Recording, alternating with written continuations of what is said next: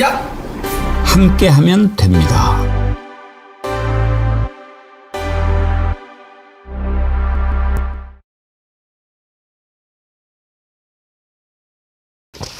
여러분 안녕하십니까, 백운기입니다. 특검 수사가 계속되면서 내란 속의 윤석열과 그 세력들이 그동안 얼마나 국민 앞에서 뻔뻔하게 거짓말을 해댔는지 드러나고 있습니다. 윤상현 기자들이 물어볼 때마다 내가 수십 번 얘기하지 않았습니까? 전화 받은 적 없다고. 그랬던 윤상현이 이제 와서는 전화는 받았는데 공천에 개입하지는 않았다, 이렇게 말을 바꿉니다. 참 생긴 것도 뻔뻔하게 생겨가지고 대단합니다. 궁금한 것은 특검은 어떤 마법이 있기에 이렇게 슬슬 털어놓게 하는 걸까요? 지난번에 김태효도 그랬고 김계환도 그랬죠. 패널들께 물어보겠습니다만 이상민에게 구속영장이 청구된 걸 보면 짐작할 만합니다. 뻔한 거짓말을 하면 바로 구속이죠. 오늘은 국정원장을 지낸 조태용이 소환됐는데 지난번 국회에서 홍장원 차장의 체포 지시 보고 명예를 걸고 보고받지 않았다, 이렇게 얘기하지 않았습니까? 김건희 통화는 내용이 기억나지 않는다고 말하고, 여기에 목걸이가 모조품이었다는 김건희의 말은 가히 베스트에 오를 만합니다. 지금 보면 미치광이 내란 속에 윤석열은 거짓말 수개고 나머지는 그 거짓말 똘마니들이었던 겁니다. 이런 자들이 나라를 이끌었으니 그 세월은 거짓이 판치는 세월이었고, 그래서 그 세월은 무효입니다. 생방송 백운기의 정치 1번지 출발합니다. 정말 괴물 폭염, 내일이 중복입니다. 여러분 말복까지는 덥습니다. 더워요.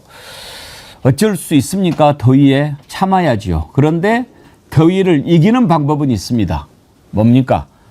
맛있는 거 드시고 힘을 내시고 기력을 보강하시고 그러면 됩니다. 지금 중복 특별 기획으로 정어리몰이 준비한 상품들 여러분께서 많이 사랑해 주시는데, 해신탕 그리고 오리 불고기 정어리몰에서 준비하지 않았습니까? 해신탕은요, 내일 오후 3시 전까지만 주문하시면, 아니 오늘 오후 3시 전까지만 주문하시면 내일 중복인데 아주 푸짐하고 건강한 해신탕으로 몸보신 하실 수 있다고 합니다. 제가 정어리몰 해신탕 너무 맛있고 좋다 이렇게 소개를 해드렸는데요. 우리 정어리언님들이 남기신 리뷰 좀 소개를 해드릴게요. 시댁에 보내드렸는데 센스 있는 며느리가 되셨다, 이런 분도 계시고요. 2세트 주문해서 5인 가족이 남은 국물로 닭죽까지 써서 푸짐하게 잘 드셨다. 잘하셨네요. 2세트 주문하시면 정어리몰 손선풍기도 받으셨겠네요. 또 한 분은 설마 하면서 주문했는데 해신탕 맛이 대박이라면서 4번째. 전문집하고 별 차이가 없으셨다는 분도 계셨는데 사진까지 남겨주신 분들도 계시고, 전문집하고 별 차이가 없다? 섭섭합니다. 더 맛있었을걸요? 그리고 사진 남겨주신 분, 큰 곰소태 끓였는데도 양이 푸짐하고 복날 몸보신용으로 최고다. 문어가 실하고 양도 많아서 휴가 때 가져가신다고 또 재주문하신 분도 계셨습니다. 이렇게 칭찬해 주신 분들 감사드리고요. 정어리몰 해신탕, 문어, 전복, 새우, 10호짜리 생닭, 약재, 티백까지 들어있으니까요. 중복 잘 이겨내시기 바랍니다. 그리고 입맛 없을 때 정말 입맛 돌게 만드는 오리 불고기도 여러분들 드시면 좋지요. 매콤 양념, 간장 양념 두 가지 다 맛있어서 우열을 가리기 힘드니까 2개 다 시켜서 입맛대로 드셔도 좋다 하는 말씀 드립니다. 여러분 이 더위에 기력 보강하시고 이겨내시기 바랍니다. 감사합니다. 오프닝에서 윤석열, 김건희, 윤상현, 이상민, 조태용 이렇게 읊었는데 또 한덕수도 있고요. 이런 이름 들으면서 참 징글징글하다 이런 생각 들지 않으십니까? 참 징글징글한 놈들입니다. 지금 괴물 폭염이 아주 기승을 부리고 있는데요. 폭염하고 이놈들하고 어떤 게 더 징글징글합니까? 참. 오늘 그래서 뒤에 배경을 시원한 폭포로 바꿔봤는데 좀 시원해지십니까? 예. 오. 그것도 있어요? 네. 눈 내리는 들판도 예, 그 폭포 좋은데 좀 더 센 거 한번 좀 있으면 부탁합니다. 예, 자 오늘 시원한 패널 세 분 나오셨습니다. 김진애 전 의원님 어서 오세요. 네, 안녕하십니까. 반갑습니다. 전혜연 부원장님 반갑습니다. 안녕하세요. 예, 정구성 변호사님 네, 반갑습니다. 나오셨습니다. 오늘은 거짓말 잔치, 거짓말 대잔치, 거짓말 시리즈 한번 해보려고 합니다. 먼저 거짓말 시리즈 쭉 이놈들을 읊어보기 전에 궁금한 게 하나 있어서 정구승 변호사님. 예. 윤상현이가 가가지고 지금까지 뭐 한 번도 뭐 내가 말하지 않았냐 뭐 계속 전화 안 했다고 그랬는데 싹 바꾸잖아요. 특검 조사 받으면은 어떻게 그렇게 말을 바꾸게 되죠? 부인할 수 없는 객관적 증거를 들이밀었을 겁니다. 예를 들어서 뭐 통화 기록이라던가 다른 사람의 증언, 진술들이 나오면 그 앞에서는 지금까지 했던 건 일방적으로 본인이 기자나 뭐 기자회견을 통해서 자신의 입장을 피력하는 상황이었다면 그 상황 같은 경우에는 오히려 저쪽이 준비를 해갖고 이러한 반응을 이끌어내기 위한 딱 세팅이 된 상황에서 말하는 거기 때문에 어쩔 수 없이 인정할 수밖에 없는 거죠.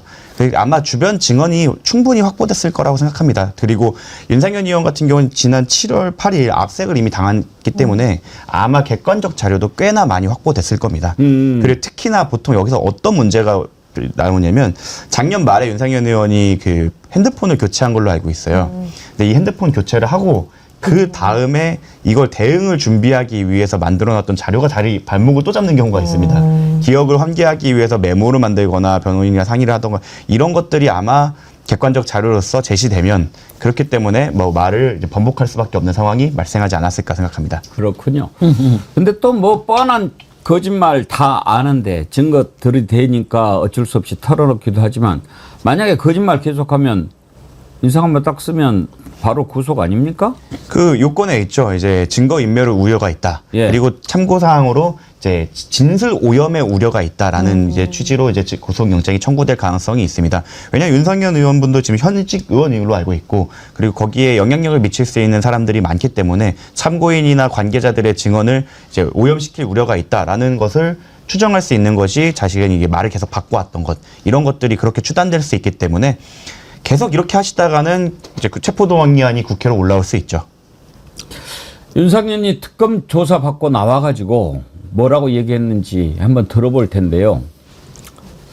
듣고 나서 얘기하죠. 한번 들어봅시다.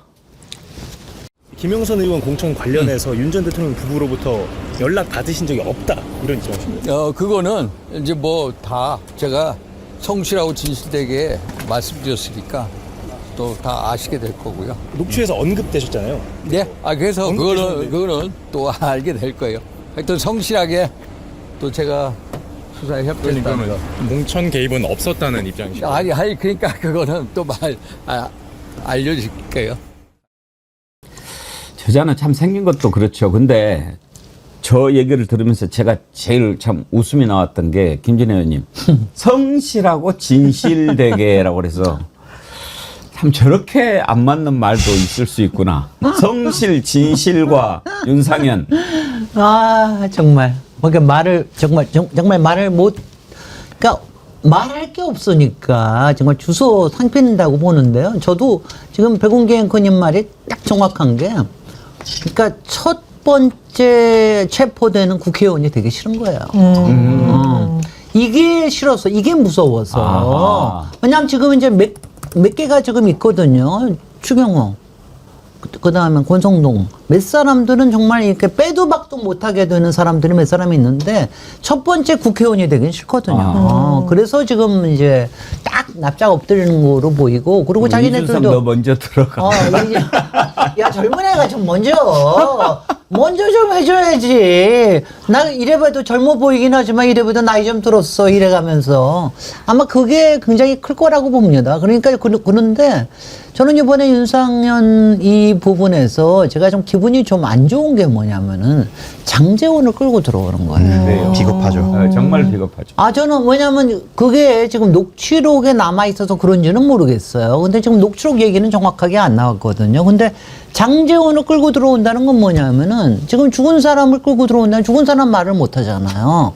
그러니까 그걸 끌고 들어오는데, 그러니까 장제원이 나한테 얘기한 거다. 직접적으로 윤석열이 얘기한 건 아니다. 이렇게 얘기하는 게, 나 정말 기분이 엄청나게 나쁘더라고요. 영화 같은 거 보면 그런 거 있잖아요. 거대 기업의 비리 이런 걸 딱 수사를 하는데 누가 한 사람이 책임지고 그냥 세상을 떠나는 거예요. 그럼 그냥 다 그쪽에다가 이 사람이 한 겁니다라고 몰아붙이는 거 아닙니까? 그래서 바로 그거죠. 그러니까 지금 이제 앞으로 아직까지 거기 안 나왔는데 지금 윤석열한테 미는 것도 안 보이거든요.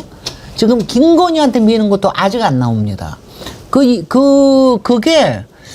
지금 그러니까 저는 아직도 윤석열과 김건희가 가지고 있는 캐비넷에서 니네들 자칫하면 내가 다 임해올 수 있어, 니네들. 저는 이런 거에 대한 공포탄을 계속해서 쏜다고 보는데, 그러니까 엉뚱하게 장제원을 지금 물고 들어주는 게, 기분 나빠요. 김진애 의원님 말씀하시는데 뒤에 시원한 폭포, 또 바람 부는 계곡, 나무 이런 게 보이니까 더 시원해집니다. 좋습니다. 보수형님 TV님께서 슈퍼챗 보내시면서 세계 3대 폭포 중에 하나인 정어리 폭포. 무더운 날씨에 폭포를 보니까 시원하네요. 구독, 좋아요를 누르면 더 시원할 듯. 이야, 그렇습니다. 예, 그렇습니다. 네. 예, 구독, 좋아요 눌러주시면 더 시원할 겁니다. 좋아요의 마법을 보여주세요. 자, 윤상현이가 성실하고 진실하게 대답했다라고 하니까 참 속아 웃을 일입니다. 폭포가 자빠질 일입니다. 그동안에 윤상현이 했던 거짓말 한번 좀 들어볼까요? 시리즈 있죠? 한번 보여주십시오. 대통령 할아버지가 전화해도 휘둘리지 않는다라는 말씀을 드리고요. 대통령이 김영선을 공천 줘라? 저한테 얘기한 적이 없습니다. 수십 번 얘기해서 똑같은 얘기를 계속 반복하잖아. 저는 김영선 공천 주라고 한 전화 받은 적이 없어요. 명확해요. 말이 안 되는 얘기죠. 그래서 제가 수십 차례 얘기했잖아. 잘못된 프레임이다. 그럼 대통령께서 거짓말했다면 그러니까 그러면은 공관위에서 예를 들어서 자료를 가져갔다는 말을 믿어요? 믿습니까? 그것도 말이 안 되는 얘기라고 했잖아요. 저는 대통령하고 뭐 이렇게 통화를 할 수가 있었습니다. 그게 한 3년 전이죠. 그렇지만 어떤 김영선을 공천 줘라 이런 얘기를 들은 적은 없습니다. 그러니까 내가 수십 번 이야기했잖아. 그 말은 전현 원장님. 내가 수십 번 거짓말 쳐왔잖아. 그 얘기 아니에요. 이 정도면 윤상현 피노키오설, 윤상현 양치기 소년이 아닌 양치는 아저씨라고 불러야 되나 이런 생각이 드는데, 저는 윤상현이 이렇게 진술을 뒤집은 이유가 크게 두 가지겠죠. 말씀해 주셨듯이 특검에서 여러 가지 정황이라든가 물증을 잡았을 가능성. 두 번째로 윤석열 구속이 이래서 중요합니다. 제가 보기에 더 이상 안 되겠다. 나라도 살아야겠다. 그래서 이 책임을 장제원, 이제 고인이 된 의원이죠. 장제원 전 의원과 윤석열에게 다 떠밀어야겠다. 나는 이런 전화는 받았지만 공관위에 이 의제를 올린 적도 없다라는 식으로 빠져나가려고 하는데, 저는 김진애 의원님 말씀에 굉장히 동의합니다. 국민의힘에서 불체포특권 내려놓겠다고 약속했었죠. 그러면 체포동의안 들어오면 어떡합니까? 민주당은 적극적으로 협조하겠다고 했으니 잘못하면 지금 체포되거나 구속될 위기에 놓이니까 말을 바꿨다고 보는데, 참 씁쓸한데 어떤 동영상을 보니까 윤상현 너마저 땡땡땡 이런 게 있더라고요. 글쎄 뭐 김건희랑 윤석열은 그런 얘기를 하고 있을지 모르는데, 국민들 입장에서는 참 어이가 없고, 무엇보다 전 지역구의 의원 그 주민들이 참 씁쓸하겠다 이런 생각이 듭니다. 거짓말에 있어서는 우열을 가릴 수가 없습니다. 윤상현하고 윤석열하고. 윤석열 뭐라고 그랬습니까? 참 지금 생각하면은 어쩌면 저렇게 인간이 뻔뻔할 수 있을까? 나중에 녹취가 나왔잖아요. 그런데 그 녹취 나오기 전에 했던 기자회견에서 뭐라고 이야기했습니까? 그때 나는 공관위원장이 정진석 실장인 줄 알았다. 그렇게 얘기를 했어요. 그랬는데 나중에 녹취가 딱 공강됐잖아요. 내가 상현이한테 전화할게. 걔가 공관위원장이니까. 술을 하도 많이 처먹어서 그냥 막 잊어버리고 왔다 갔다 하는 걸까요? 거짓말 한 거죠. 그 얘기도 한번 들어보세요. 정말. 그 당시 공관위원장이 우리 정진석 비서실장인 줄 알고 있었어요. 지방선거 공관위원장이 이거를 같이 하는 거라고 생각을 하고 그 당시 상황이 어땠는지 한번 물어보려고 그랬더니 재보궐 공관위원장은 별도로 윤상현 의원이 공관위원장을 했다 하더라고요. 그만큼 저는 당의 이런 공천에 관심을 가질 수 없었고. 저게 대국민 담화거든요. 그러니까 국민 앞에서 대놓고 거짓말을 하는 거 아닙니까? 근데 어떻게 하면 저렇게 자동적으로 거짓말이 나올까? 근데 그 거짓말도 난 너무 신기해. 그 거짓말도 뭔가 설계가 돼 있어서 하나씩 풀어가려고 하는 거짓말이 아니라 네. 정말 눈 앞에 있는 것만 피하기 위해서 그래 마치 말이에요. 그 뭐 아이들이 뭐 혼내려고 하면 이렇게 눈을 가리고 숨는 것처럼 눈앞에 것만 피하자는 얘기예요. 그리고 정말 영화같이 바로 그 녹취가 나오면 어떡하지라는 그런 생각을 아예 안 한 거예요. 저런 녹취가 분명히 있을 거다. 나는 어떤 얘기를 했었고 어떤 약점이 있기 때문에 이 거짓말을 했을 때는 어떻게 해야 되고 뭐 몇 단계를 물러갈 그 플랜을 짜고 거짓말을 해야 되는데 전혀 그런 걸 하지 않고 당장을 모면하자. 지금 저는 그 다음에 나오는 뭐 모조품이나 이런 얘기들도 다 그 눈앞에만 모면하면 된다라고, 그리고 그렇게 하면 사람들이 복잡해지니까 사안을 잊을 것이고, 그럼 내가 뭐 수사권이든 뭘 갖고 있으니까 항상 다 무마가 되었던 그 과거의 경험에서 이렇게 넘어오지 않았나. 정말 너무 뻔뻔하게 눈앞에 거를 거짓말하는데 사람들은 요즘에는 다 녹음이 있죠. 그래서 다 나와서 밝혀져서 정말 다행이고, 이제라도 저런 실체가 이제 객관적 증거를 통해서 밝혀져서 너무 다행입니다. 예전에는 저 사람이 공정과 상식 그리고 뭐 정의의 사도로 불리지 않았습니까, 한때는. 그게 이제 너무 답답하고 앞으로는 저런 일이 일어나지 않도록 조금 국민 여러분들께서도 저렇게 눈앞에서 뻔뻔하게 거짓말하는 사람들 좀 걸러내는 연습을 좀 하셨으면 좋겠다. 거짓말을 하면 사람들이 대체로 몇 가지 특징이 있어요. 뭐 손으로 코를 만진다든지 뭐 또 이렇게 뭐 귀를 만진다든지 얼굴 색이 약간 변한다든지. 근데 윤석열 저자는 얼굴 하나 안 바꾸고 그렇게 거짓말을 하지 않아요? 근데 또 머리도 별로 좋지 않은 게 자기 딴에게 싹 거짓말을 하면 국민들이 속을 거라고 생각하면서 하는데 금방 대표적인 게 그거 아닙니까? 헌재에서 탄핵 심판하는데 나는요 인원이라는 말을 써본 적이 없는 사람입니다. 그랬다가 한 30초 뒤에 인원 이렇게 이야기를 해요. 이놈이. 응? 이렇게 뻔뻔한 자예요. 윤상현이 공관위원장이니까 본인이 그렇게 자기 입으로 얘기를 했거든요. 그랬는데 국민들 앞에서 저렇게 이야기를 합니다. 왜? 그 녹취가 공개되기 전이니까. 그때 그 얘기도 한번 좀 들려주세요. 내가 그 김영선이 경선 때도 열심히 뛰었으니까 그거는 김영선이 좀 해줘라 그랬는데, 예. 뭐 그렇게 말이 많네. 당에서 중진들이 제발 이거는 좀 자기들한테 맡겨달라고. 상현이한테 내가 한 번 더 얘기를 할게. 걔가 공관위원장이니까. 제가 진짜 평생 은혜 잊지 않겠습니다, 대통령님. 근데 저는 이 윤석열이 자의식, 과잉, 내가 너무너무 대단하니까 나는 거짓말도 잘해. 혹은 이제 부부는 닮는다고 하니까 김건희 옆에서 거짓말하는 기술을 내가 습득했다고 생각할지 모르겠는데 지금 저 통화 내용도 문제이지만 말씀해 주셨듯이 국민들 앞에서 이렇게 뻔뻔하게 거짓말하는 거는 진짜 엄청난 범죄고요. 제가 가만히 보니까 한두 번이 아니다. 국민의힘 경선 토론회 때 뭐라 그랬죠? 김건희 도이치모터스 주가 조작 개입 의혹에 대해서 한 달 정도 맡겼는데 손실이 났다. 이것도 지금 허위사실 공표 혐의가 아마 특검에서 또 조사를 하고 있는 것으로 보이고요. 또 어이없는 거 있습니다. 김건희 구약성서 다음에 온다는 식으로 얘기한 거. 근데 전 이게 금방 들통날 거짓말인데 왜 이렇게 할까? 아마 본인이 검찰총장일 때 뭐 권력을 좌지우지했었고 그러다가 대통령까지 갑자기 되다 보니 약간 내가 왕이 된 것 같은 망상에 빠졌던 게 아닐까 뭐 그런 생각이 드는데 이번 특검 조사에서 그 과정도 낱낱이 밝혀질 거라고 봅니다. 아니 근데요 정말 저는 정말 정말 구역질이 나는 게 제가 국감에서 이 친구한테 당했어요. 국감에서 그러니까 저도 제가 검찰총장 시절에 국감에서 법사위에서 마주쳐서 예. 제가 진실을 가지고 이 친구를 그야말로 닥달을 하는 게 있어요. 왜냐하면 이 친구 총장일 때 예. 이게 뭐냐면은 이 친구가 그 위층에 30몇 층에 살다가 19층에 나중에 와서 살았잖아요. 근데 김건희만 먼저 그 자기 주민등록을 옮겼습니다. 그 너무 웃기는 거 아니에요? 왜 부부가 같이 살다가 왜 와이프만 먼저 거기 가 있어요? 거기는 부부끼리도 악수하고 그러더라고요. 글쎄. 그런데 이게 드러난 거예요. 그걸 갖다가 제가 딱 주민등록을 해가지고 정말 제가 유레카 해가지고 찾아가지고 그걸 국감에서 이제 닥달을 했거든요. 그랬더니 얘가 얼굴이 정말 뭐냐면 너무 당황해하는 게 보여요. 근데 거기서 뭐라고 그러는 줄 아세요? 그걸 피하는데 그게 뭐냐면은 야 이거를 자기가 정말 이걸 어떻게 왜 그런 일이 생겼는지는 모르겠는데 이게 자기 저 인사청문회 할 때 이미 한번 나왔던 얘기라고 이러면서 피해가려고 드는 거야.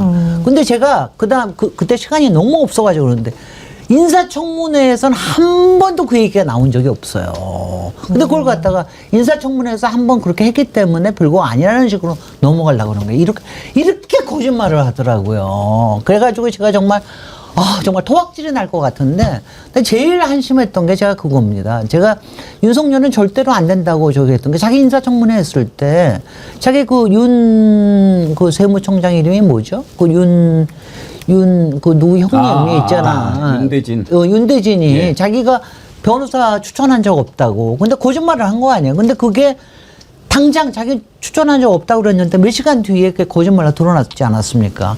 그렇게 거짓말을 하는 친구거든요. 근데 그렇게 거짓말을 하는 친구는 공직자로 쓰면은 절대로 안 돼요. 거짓말이 인사청문회에서 드러났는데, 그래서 저는 절대로 검찰청장으로 저는 지명 안 할 줄 알았어요. 근데 그걸 왜 청문회에서 나중에 그렇게 거짓말에 드러났는데도 검찰청장으로 임명을 하는지 제가 이해를 할 수가 없더라고요. 숨 쉬는 것 빼고는 다 거짓말. 아니 정말 이렇게 거짓말을 할 수가. 그건 뭐냐면은 내가 검찰총장이고 중앙지검장이고 내가 검찰이기 때문에 내가 거짓말하는 건 절대로 드러날 수가 없다라는 거를 그렇게 자신하는 거예요. 그러니까 그냥 그 앞에서 그러니까 그렇게 정말 식은죽 먹기로 저거를 하는 거죠. 그리고 김건희는 또 어떻습니까? 거짓말 하는데 내가 그렇게 거짓말을 해도 나중에 우리 남편이 다 뒤 봐줄 거야. 이렇다고 하는 게 너무하다는 생각이 들어요. 오늘 지금 김건희 특검이 윤석열 나오라고 한 날이잖아요. 네, 근데 맞습니다. 오늘 또 이제 안 나왔는데 방금 전에 속보를 보니까 내일 다시 나오라 이렇게 통보를 했습니다. 네. 그 말은 이제 이자가 계속 지금 안 나오고 버티기로 들어가는데 내일 나와라 이렇게 한 것은 한 번 더 기회를 주고 또 내란 특검처럼 그냥 바로 뭐 기소를 하려고 하는 걸까요? 아니면 김건희 특검은 구인을 한번 해볼까요? 어떻게 예상하십니까? 일단 어느 방향으로 가든 명분을 쌓기 위해 출석 통보를 하는 것은 필요합니다. 우리는 이렇게 한 번 한 것이 아니라 여러 번 동안 기다렸고 사정을 봐줬음에도 불구하고 저 사람이 명백하게 버티는 거다라는 거를 명분을 쌓기 위해 통보를 하는 거는 적절한 선택이라고 보이고, 저는 구인은 현실적으로는 어렵다고 생각합니다. 서울구치소에 있는 사람들이나 거기에 있는 실무자들이 그거 자신이 나중에 받을 수 있는 정치적 리스크나 보복을 두려워하기 때문에 그걸 강요하기가 쉽지 않을 거라 생각해요. 만약에 한다고 하면 특검에 있는 특별검사가 진짜 가갖고 데리고 나와야 되는데 이걸 물리력을 쓴다라는 거에 대한 아마 부담감이 좀 있을 겁니다. 저희는 사실 너무나 염원하고 원하지만, 그래서 아마도 이렇게 명분을 쌓은 다음에 바로 기소로 전환하지 않을까 생각하고 있습니다. 그런데 이제 어제 경찰이 서울구치소 교정본부 압수수색하지 않았습니까? 저는 그걸 보고 이제 어떤 길들이기 차원, 너네들 말 잘 들어, 그런 차원에서 한 게 아닐까 이런 생각을 좀 했는데, 무슨 내용일까, 혹시 윤석열 관련된 걸까 했는데 지금 확인된 걸 보면 뭐 조직폭력배 출신 브로커한테 금품을 받고 일부 수용자한테 독거실을 배정해준 정황을 포착하고 압수수색을 했다. 그러니까 직접 윤석열 관련된 것은 아닌 것 같은데 구치소에서 이런 짓들을 한 거죠. 예, 이게 드러난 거는 거래를 통해서 뭐 의료병동이나 아니면은 좀 독거실 혼자 쓸 수 있는 방을 했다는 취지고, 거기에 뇌물 그리고 거기에 브로커가 껴있다는 혐의인 것 같은데 당장은 특검과는 연관성은 없어 보입니다. 물론 저희끼리 뭐 추정 상상의 영역으로 봤을 때 말씀하신 것처럼 뭐 길들이기 차원, 우리가 뭐 더 갖고 있는 게 있다, 아니면 더 파고들 수 있다라는 식으로 압박을 해서 조금 더 전향적인 자세를 요구할 수 있지만, 그럼에도 불구하고 아마 서울구치소에서 물리력을 행사하는 것에 대해서는 굉장한 허들이 있을 겁니다. 나중에 이게 자신들한테 어떻게 될지도 모르고라는 생각을 분명히 할 거라서, 저는 다른 조치를 할지는 모르겠지만 물리력으로 꺼내는 거는 서울구치소가 시행할 가능성은 좀 낮다.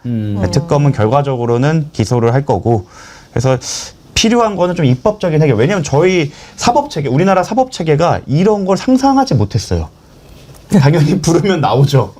그리고 그 당연한 것들이었던 거를 이제 그 허점을 파고드는 건데, 여기에 대해서는 우리가 뭐 소일구 영양권 고친다고 하지만 내란에 대해서 어떻게 처리할 것인지, 그리고 이렇게 우리나라 사법체계의 근간을 흔든 사람들을 어떻게 대할지에 대해서는 조금 우리가 생각할 필요가 있다. 특히 구속영장이 발부된 다음에 그 수사 장소로 데리고 오는 방법에 대해서도 조금 우리가 새로운 논의가 필요하다.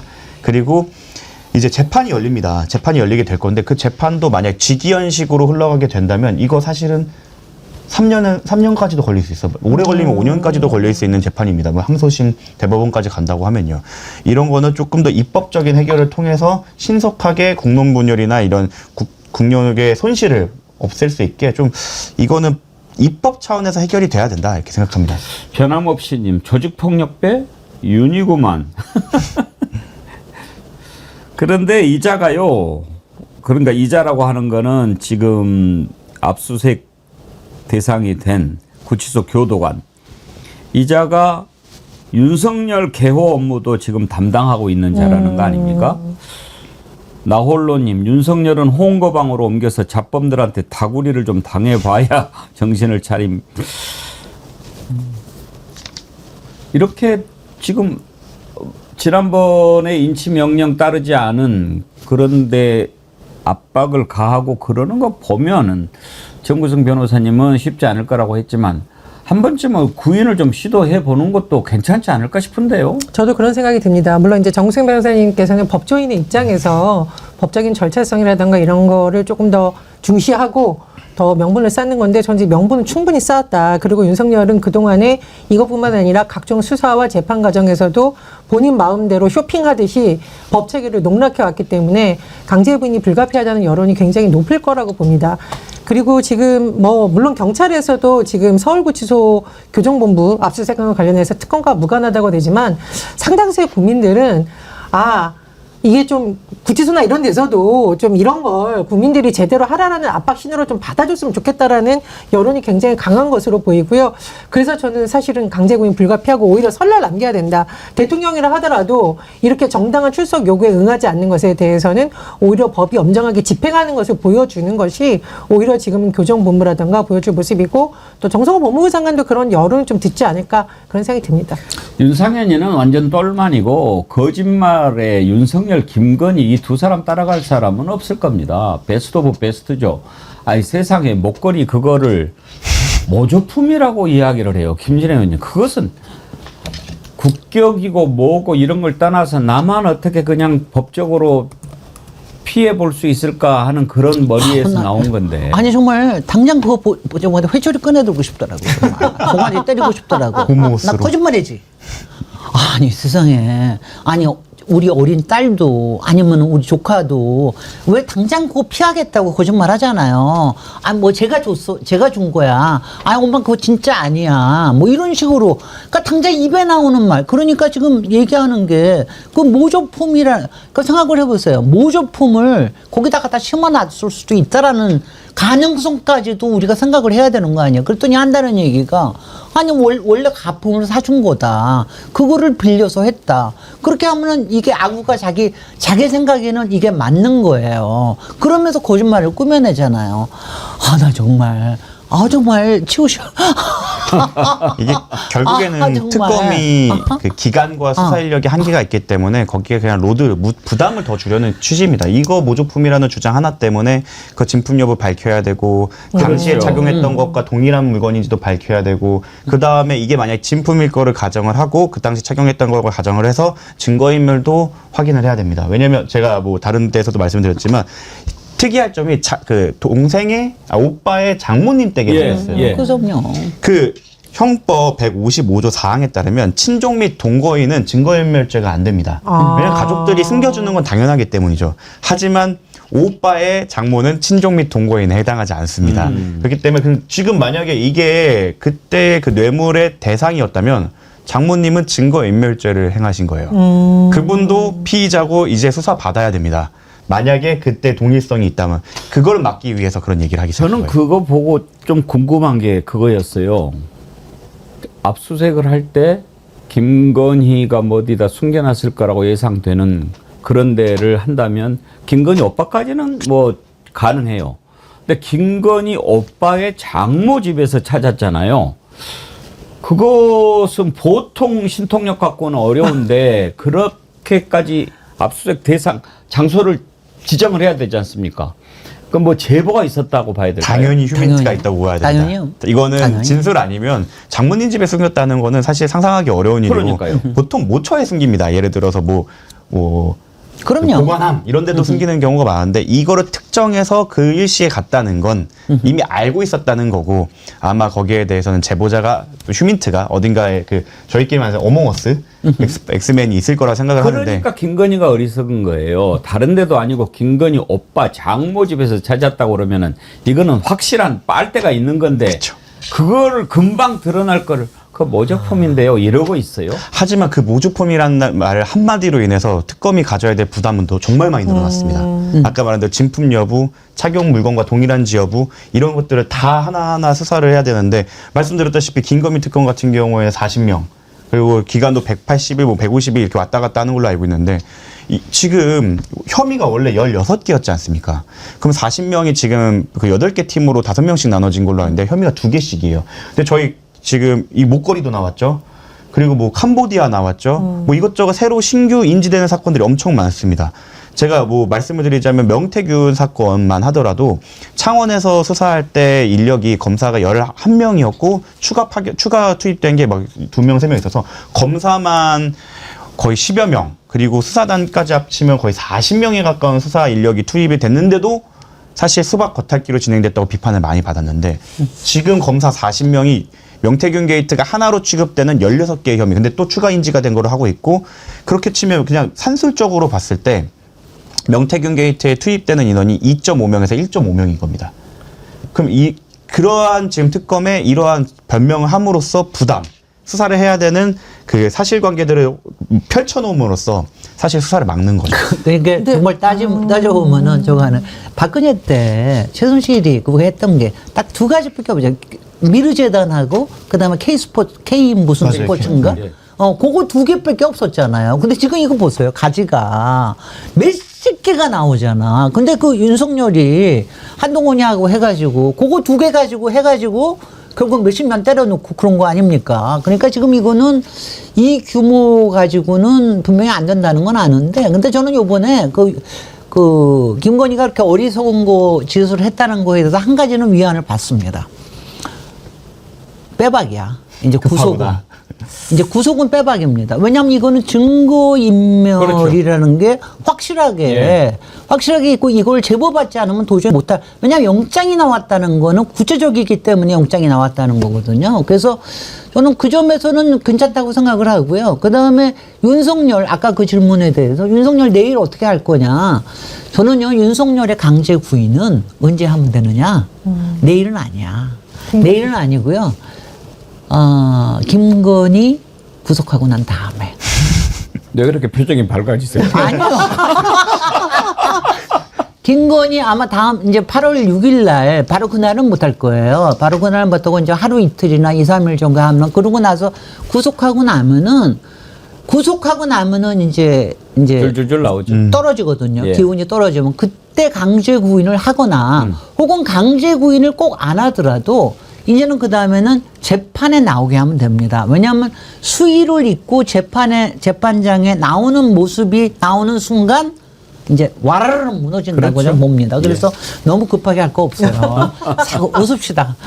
제가 우리 누가 올린 SNS를 봤더니 감옥에 있거나 구치소에 있는 기간에도 펜팔을 시도하는 사람들이 있다.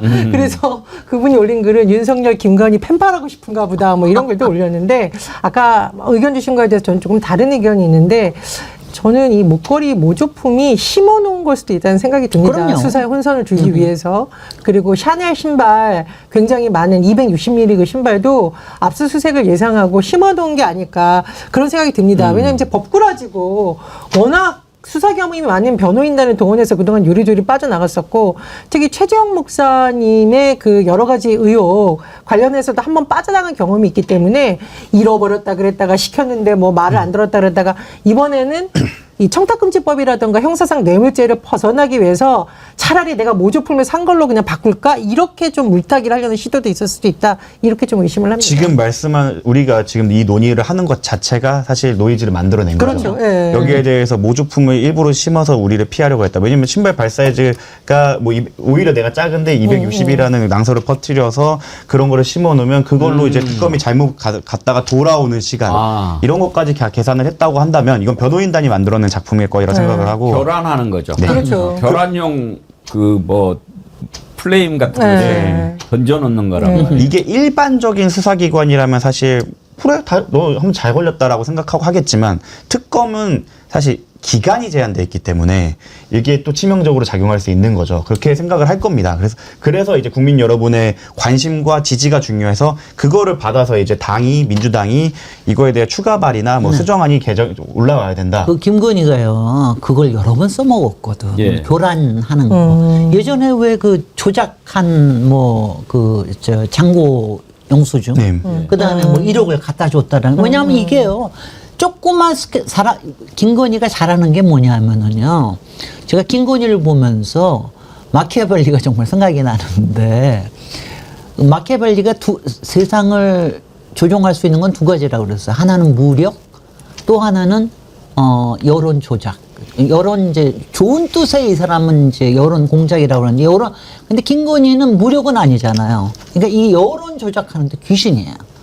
그러니까 지금 보면은요, 이 김건희 쪽에 지금 증인들이나 피의자들이 하는 짓을 보세요. 다 같이 뻔뻔하게 굴면서 뭐 베트남에서 뭐로 옮겼다, 거처로 옮겼다, 뭐 애들 때문에 그런다, 와이프는 어쩌 이런 것도 다 교란하는 거예요. 저는 이게 지금 정확하게 지금 보신 게 저는 그 260이 나왔다는 거 딱 볼 때부터 얘네 이거 갖다 심어놨구나.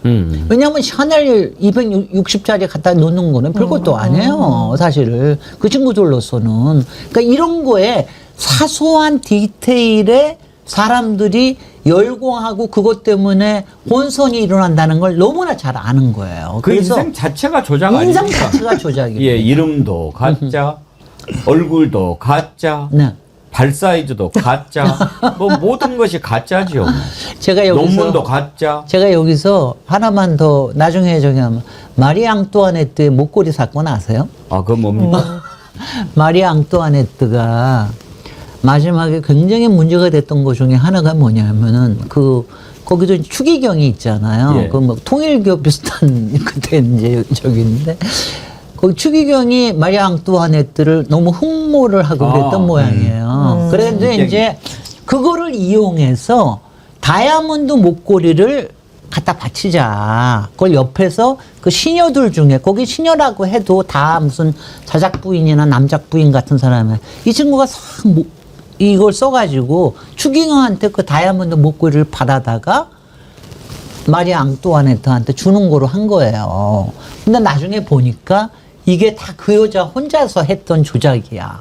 결국 마리 앙뚜아네트는 무고를 당한 건데, 그런데 바로 그 목걸이 때문에, 이 다이아몬드 목걸이 때문에 엄청나게 마리 앙뚜아네트의 평판은 나빠졌습니다. 근데 이런 거에, 이런 스캔들의 이런 관계를 너무나 잘 아는 것 같아. 그래서 얘는 지금, 왜냐면 김건희는 지금 이럴 거예요. 이게, 김건희의 국정농단이나 국정 개입 사건이 아니라 그냥 김건희의, 반클리프 아펠 목걸이 사건. 이런 거를 축소하고 싶은 거야. 스캔들로 만들고 싶은 스캔들로 만들고 싶은 거죠, 사실은. 난 그리고 그러니까 샤넬 260짜리로 만든 신데렐라 받은 사건으로 것만 해도 뭐 만든 거. 2억 얼마다 이제 이런 식으로 정리가 되고 있는데 그건 세 발의 피죠. 그럼요. 이것도 교란용인 거예요. 그럼요. 그러니까 지금 통일교에서 나오는 것만 하더라도 그건 엄청난 일입니다. 원래 전투기나 이 비행기가 미사일을 피하는 방법이 뭔지 아십니까? 플레이어를 뽑죠. 그렇죠. 네. 뭐 이렇게 가짜를 금속을 갖다가 퍼뜨리는 거예요. 그럼 미사일이 네. 그걸 목표물로 오인해 가지고 그냥 갖다가 날려버리는 거란 말이에요. 강효숙님, 윤석열, 김건희 밝혀내지 못한 검은 돈만 찾아내서 국고로 환수해도 지금 민생회복 자금 10배는 국민한테 줄 수 있을 겁니다. 더하여 국민의 짐 애들 짱 박아놓은 돈까지 추가. 생각만으로도 10년 묵은 때가 쫙 그러셨는데 하여튼 이제 자체가 거짓말이에요. 심지어 어제 그 고발뉴스 이상호 기자가 네. 밝힌 내용인데 이번에 대통령실 출입하게 됐지요. 네. 그래서 가자마자 그래서 역시 출입하기를 잘했다 싶은데 가자마자 처음으로 터뜨린 내용이 12월 3일 밤에 비상계엄을 선포합니다라고 했던 것이 몇 시간 전에 녹화했던 거라는 거 아닙니까? 그러니까요. 제가 그거 말씀하시는 거 바로 뒤에 있었는데. 난 정말 그게 진짜라. 그럼 KBS는 훨씬 전부터 알고 있었다는 거 아닙니까? 그럼요. 내란 이제 구안에 동한 걸로 구안에도 그분들도 제가 수사를 들어가는 받아야죠. 수사 받아야죠. 수사 받아야죠. 지금 대통령실에서 마치 그 군소 언론이 들어오는 걸 막은 기득권 행세하던 그분들이 사실은 내란에 동조했던 세력일 수도 있다. 실제로 이게 논리적이나 진영적으로가 아니라 진짜 그냥 행동으로 동조했을 수 있다. 이거는 사실은 뭐 비난의 대상 정도가 아니라 형사 처벌의 대상이죠. 우리가 왜 내란이 아직도 끝나지 않았다라고 말을 하는 이유가 이런 것 같습니다. 사실은 드론과 관련해서도 군 전반에 퍼져 있던 거, 그리고 거짓말했던 거, 거짓말 보고서 이런 게 계속 드러나고 있고, KBS 녹화방송 이 부분은 너무 슬픈 현실인데 사실은 언론에도 이 동조하거나 가담자가 있었다는 거잖아요. 더군다나 KBS는 공영방송인데다가 재난이라던가 공적인 영역에서 오히려 더 앞서가야 될 방송인데 이렇게 됐다라는 거. 이거 여전히 내란이 끝나지 않았다. 그래서 사실은 이 부분에 대한 수사도 불가피하다 이렇게 봅니다. 지금 그 이상호 기자 그 증언 듣고 많은 분들이 진짜요? 정말 막 이렇게 놀라시는데 이상호 기자 발언 한번 들어볼 수 있을까요? 예. 적인 게 내란의 밤 KBS가 보도했잖아. 그 KBS 그 시간에 왜 있었어? 대통령실에. 들어가니까 그게 취재가 되더라고. 그때 당시에 기자들 출입 금지였어. 근데 KBS 기자는 있었어. 그 양반이 찍어갖고 송출한 거야. 근데 내가 났어. 그래가지고 다시 보내. 그게 라이브 송출 아니에요? 아니야. 브리핑 룸을 문 잠가놓고 거기서 밀실에서 자기만 찍은 거야. 라이브 송출이 아니었다고요? 아니었어. 에라가 나고 왜 기자들 못 들어가게 하냐고 싸우는 바람에 지체가 돼가지고 계엄이 늦게 시작됐고 그래서 그나마 배제할 수 있는 시간을 벌 수 있었던 거예요. 그러니까 녹화를 사전에 했다는 거죠. 얼마나 치밀하게 준비된 것인가 하는 것 알 수 있고 또 하나 지금 돌이켜보면 참 하늘이 도왔다라고 싶은 생각이 드는 게 저게 녹화를 했는데 NG가 났대요. 글쎄요. 그래가지고 또 위테이크를 했다 그러더라고요. 시간이 걸리고 또 헬기도 일부러 막 늦게 출발하고 그러면서 늦어지고 허가가 안 나가지고 방송식별구역 허가가 안 나오고 이 나라가 풍전등화의 위기에서 살아날 수 있었던 거예요. 하늘이 도운 거죠. 정말 나. 그때 근데 그 시간을 늦추려고 추경호 당시 원내대표가 30분만 벌려고 했던 거고 반대로 그쪽은 해제를 결의했던 거고 저는 그때 당시 그 현장에 있었을 때는 정말 1분 1초가 정말 공포였거든요. 왜냐하면 정말로 저쪽에서 마음 먹고 문을 뚫고 들어오면 우리 막을 수 없다는 생각도 했고 실제로 제가 몸을 막고 있을 때 왼쪽에서 유리 와장창 소리 들리면서 옆으로 들어가는 게 보였어요. 그래서 시민들이 우리도 같이 따라 들어가야 되는 거 아니냐라고 막 우리도 혼란이 있었고 근데 저희는 뒷사람을 믿어야죠. 여기 정문이 뚫리면 다 뚫린다. 라고 해서 그분들이랑 같이 다시 정문을 막았었는데 그 이미 들어가면 인력이 있었기 때문에 만약 30분이 늦춰졌거나 아니면 저 NG가 없이 빠르게 진행됐거나 헬기를 바로 승인을 해갖고 헬기가 바로 왔다고 하면 아마 지금과는 많이 다른 상황이 펼쳐졌을지도 모릅니다. 그리고 더 놀라운 점은 지난주인가요 방송에 통해 나왔던 것 같은데 해제 이후에 뭐 자기는 경고성 계엄이라고 했던 거에 대한 반대 증거가 나왔던 것은 CCTV가 나왔습니다. 국회. 해제 의결 이후에도 헬기가 추가 투입됐고 병력이 추가 투입되는 사정이 있었습니다. 윤석열은 그때 2차, 3차 계엄을 하려고 했던 게 맞는 것 같습니다. 그래서 정말 어저께 뭐 윤상현이 김건희 특검에 불려갔던 거 아니에요? 사실은 저 윤상현이 그러니까 사실은 별것도 아니에요. 진짜는 내란 특검에서 추경호 부르고 나경원 부르고 그다음에 김주현 부르고 정진석 부르고 이번 금요일 날 이상민 구속하고 이상민 구속하는 거 나 봐야 돼. 정말 이 사람은 회초리 가지고 안 돼. 정말 근데 이상민 같은 경우에는 사실은 저는 그때가 진짜입니다. 참사 이후에 본인이 물러나는 게 맞습니다. 그런데도 꿋꿋이 버텨서 이걸 꿋꿋한 게 아니라 뻔뻔하게 그냥 버티면서 윤석열의 가신 역할을 하다가 지금 가장 경악스러운 것은 윤석열 정권의 비판적이었던 언론사 단전단수 지시했다. 이 부분이거든요. 이거 무슨 진시황의 분석행위나 독일 나치들이 언론인 탄압하는 그 수준 아닙니까 지금. 명색이 행정안전부 장관이고 법조인 출신이 이런 행동을 했다라는 건 도저히 안 되고요. 빨리 구속을 해야 된다. 근데 저 백운기 정원이 TV에 나와서 자꾸 구속해야 된다 사람들이 저한테 구속 요정이라고 좋은 별명 좀 얻고 싶습니다. 강제구인, 네. 구속 이런 거 너무 좋아요. 근데 이상민 구속하고 김건희 구속해야 됩니다. 윤석열 구속되니까 수사에 속도 나고. 이상민이 또 얼마나 사악한지 아냐면요. 지금 이제 이상민 거짓말하는 거 한번 보여드릴 건데. 정말 그 끔찍해. 낯짝 한번 보세요. 그 거짓말도요. 참 그 미안한 마음을 갖고 거짓말을 해야지 쇼까지 해요. 액션도요. 저기서 뭐가 있어서 이렇게 봤다고 표정까지 눈치까지 바꾸면서 그렇게 거짓말을 헤쳐먹었어요. 정말 끔찍해. 정말 이게 사람들인지 악마인지 도대체 이상민 똘만이 거짓말하는 거 한번 보십시다. 종이 쪽지 몇 개를 좀 멀리서 이렇게 본 게 있습니다.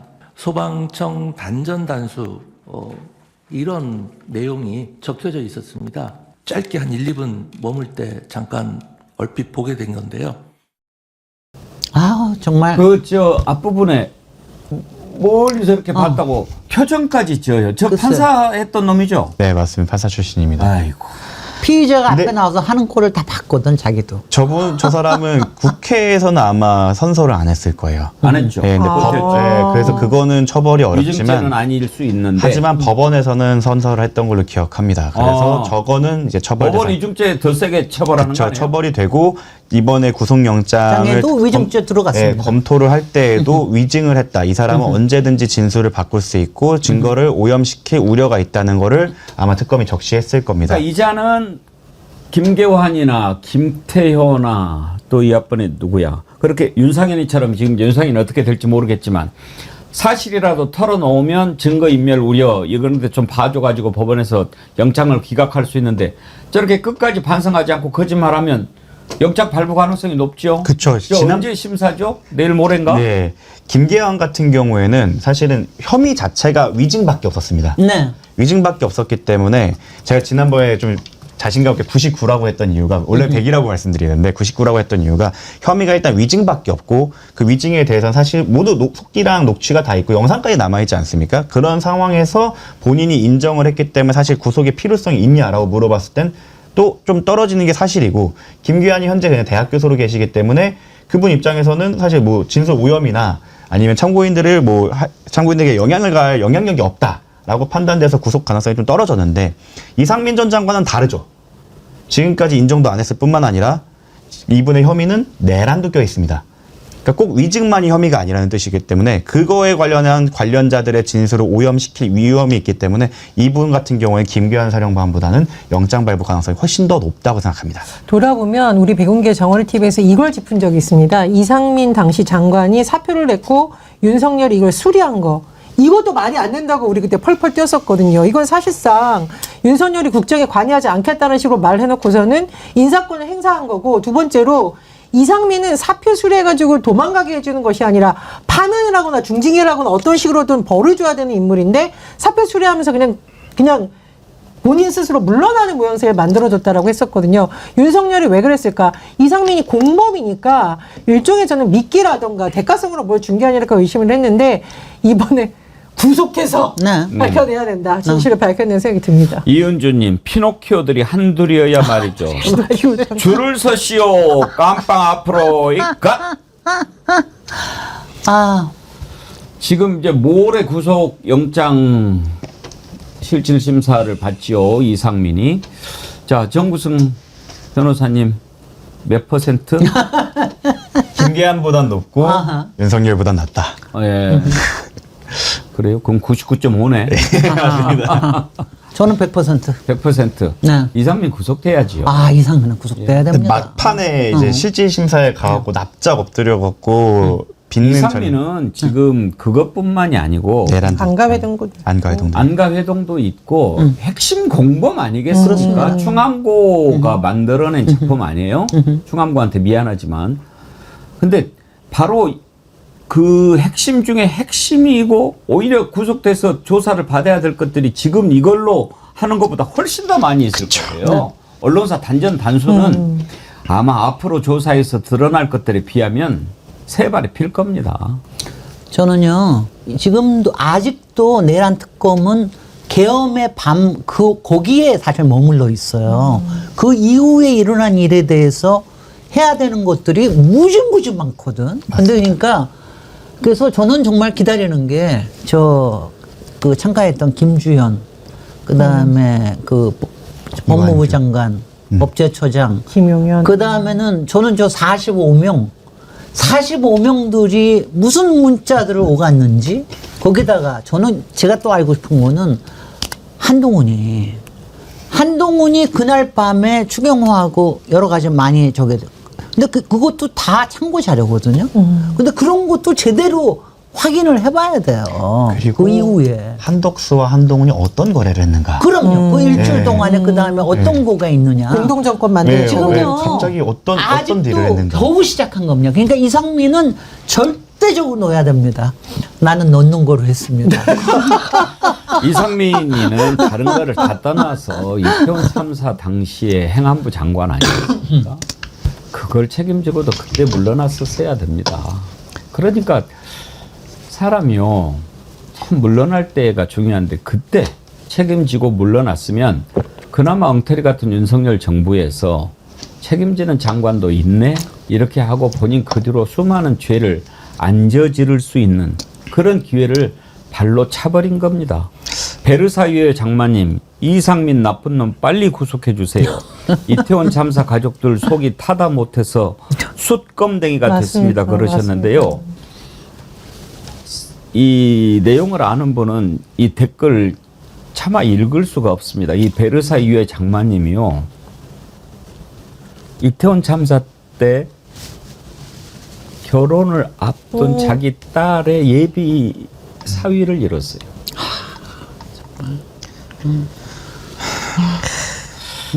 그런 그걸 겪은 분이 몇 분입니까? 그리고 그 가족이 몇 명입니까? 그런데도 이 나쁜 놈이 그 위로도 제대로 못하게 하고 시신도 다 뿔뿔이 흩어놓게 하고 심지어 마약으로 올가매려고 하고 나중에 유족들조차도 서로 못 만나게 하고 이런 나쁜 짓을 했던 자들, 이건요 악마입니다. 악마. 그럼요. 악마입니다. 저는 당시 이상민 장관이 그만두지 못했던 건 다른 이유가 있었다고 생각합니다. 저도 그때 이태원 현장에 있었고 저도 한 5분 차이로 살았거든요. 저희가 그 자리에 있었고 그랬어요. 예, 그 자리에 있었고 지난번에 나왔던 문건일 변호사가 여기 길 너무 막힌다라고 해서 그냥 더 이제 대로로 나가지 않고 그 좁은 길로 안 가서 저도 어떻게 보면 운이 좋게 이제 생존하게 된 케이스인데 저는 배우자가 매년 그 행사에 이제 재미삼아 참여를 했던 사람 입장에서 그렇게 통제가 안 된 건 딱 그 해뿐이었습니다. 그 전까진 그 골목이나 그런 부분에 항상 경찰관들이 통제를 했었고 경찰 2명만 있어도 막는 사건이었어요. 그날 그 해 왜 없었냐? 그리고 저는 현장에서 있었을 때 그 현장에서 돌았던 얘기들은 마약 사건이다라고 사람들이 소리치고 다녔고 그 미군이 와서야 통제가 됐어요. 사실은 제가 봤을 때는. 이거는 이상민 장관이 그만둘 수 없는 이유가 있었을 것이다.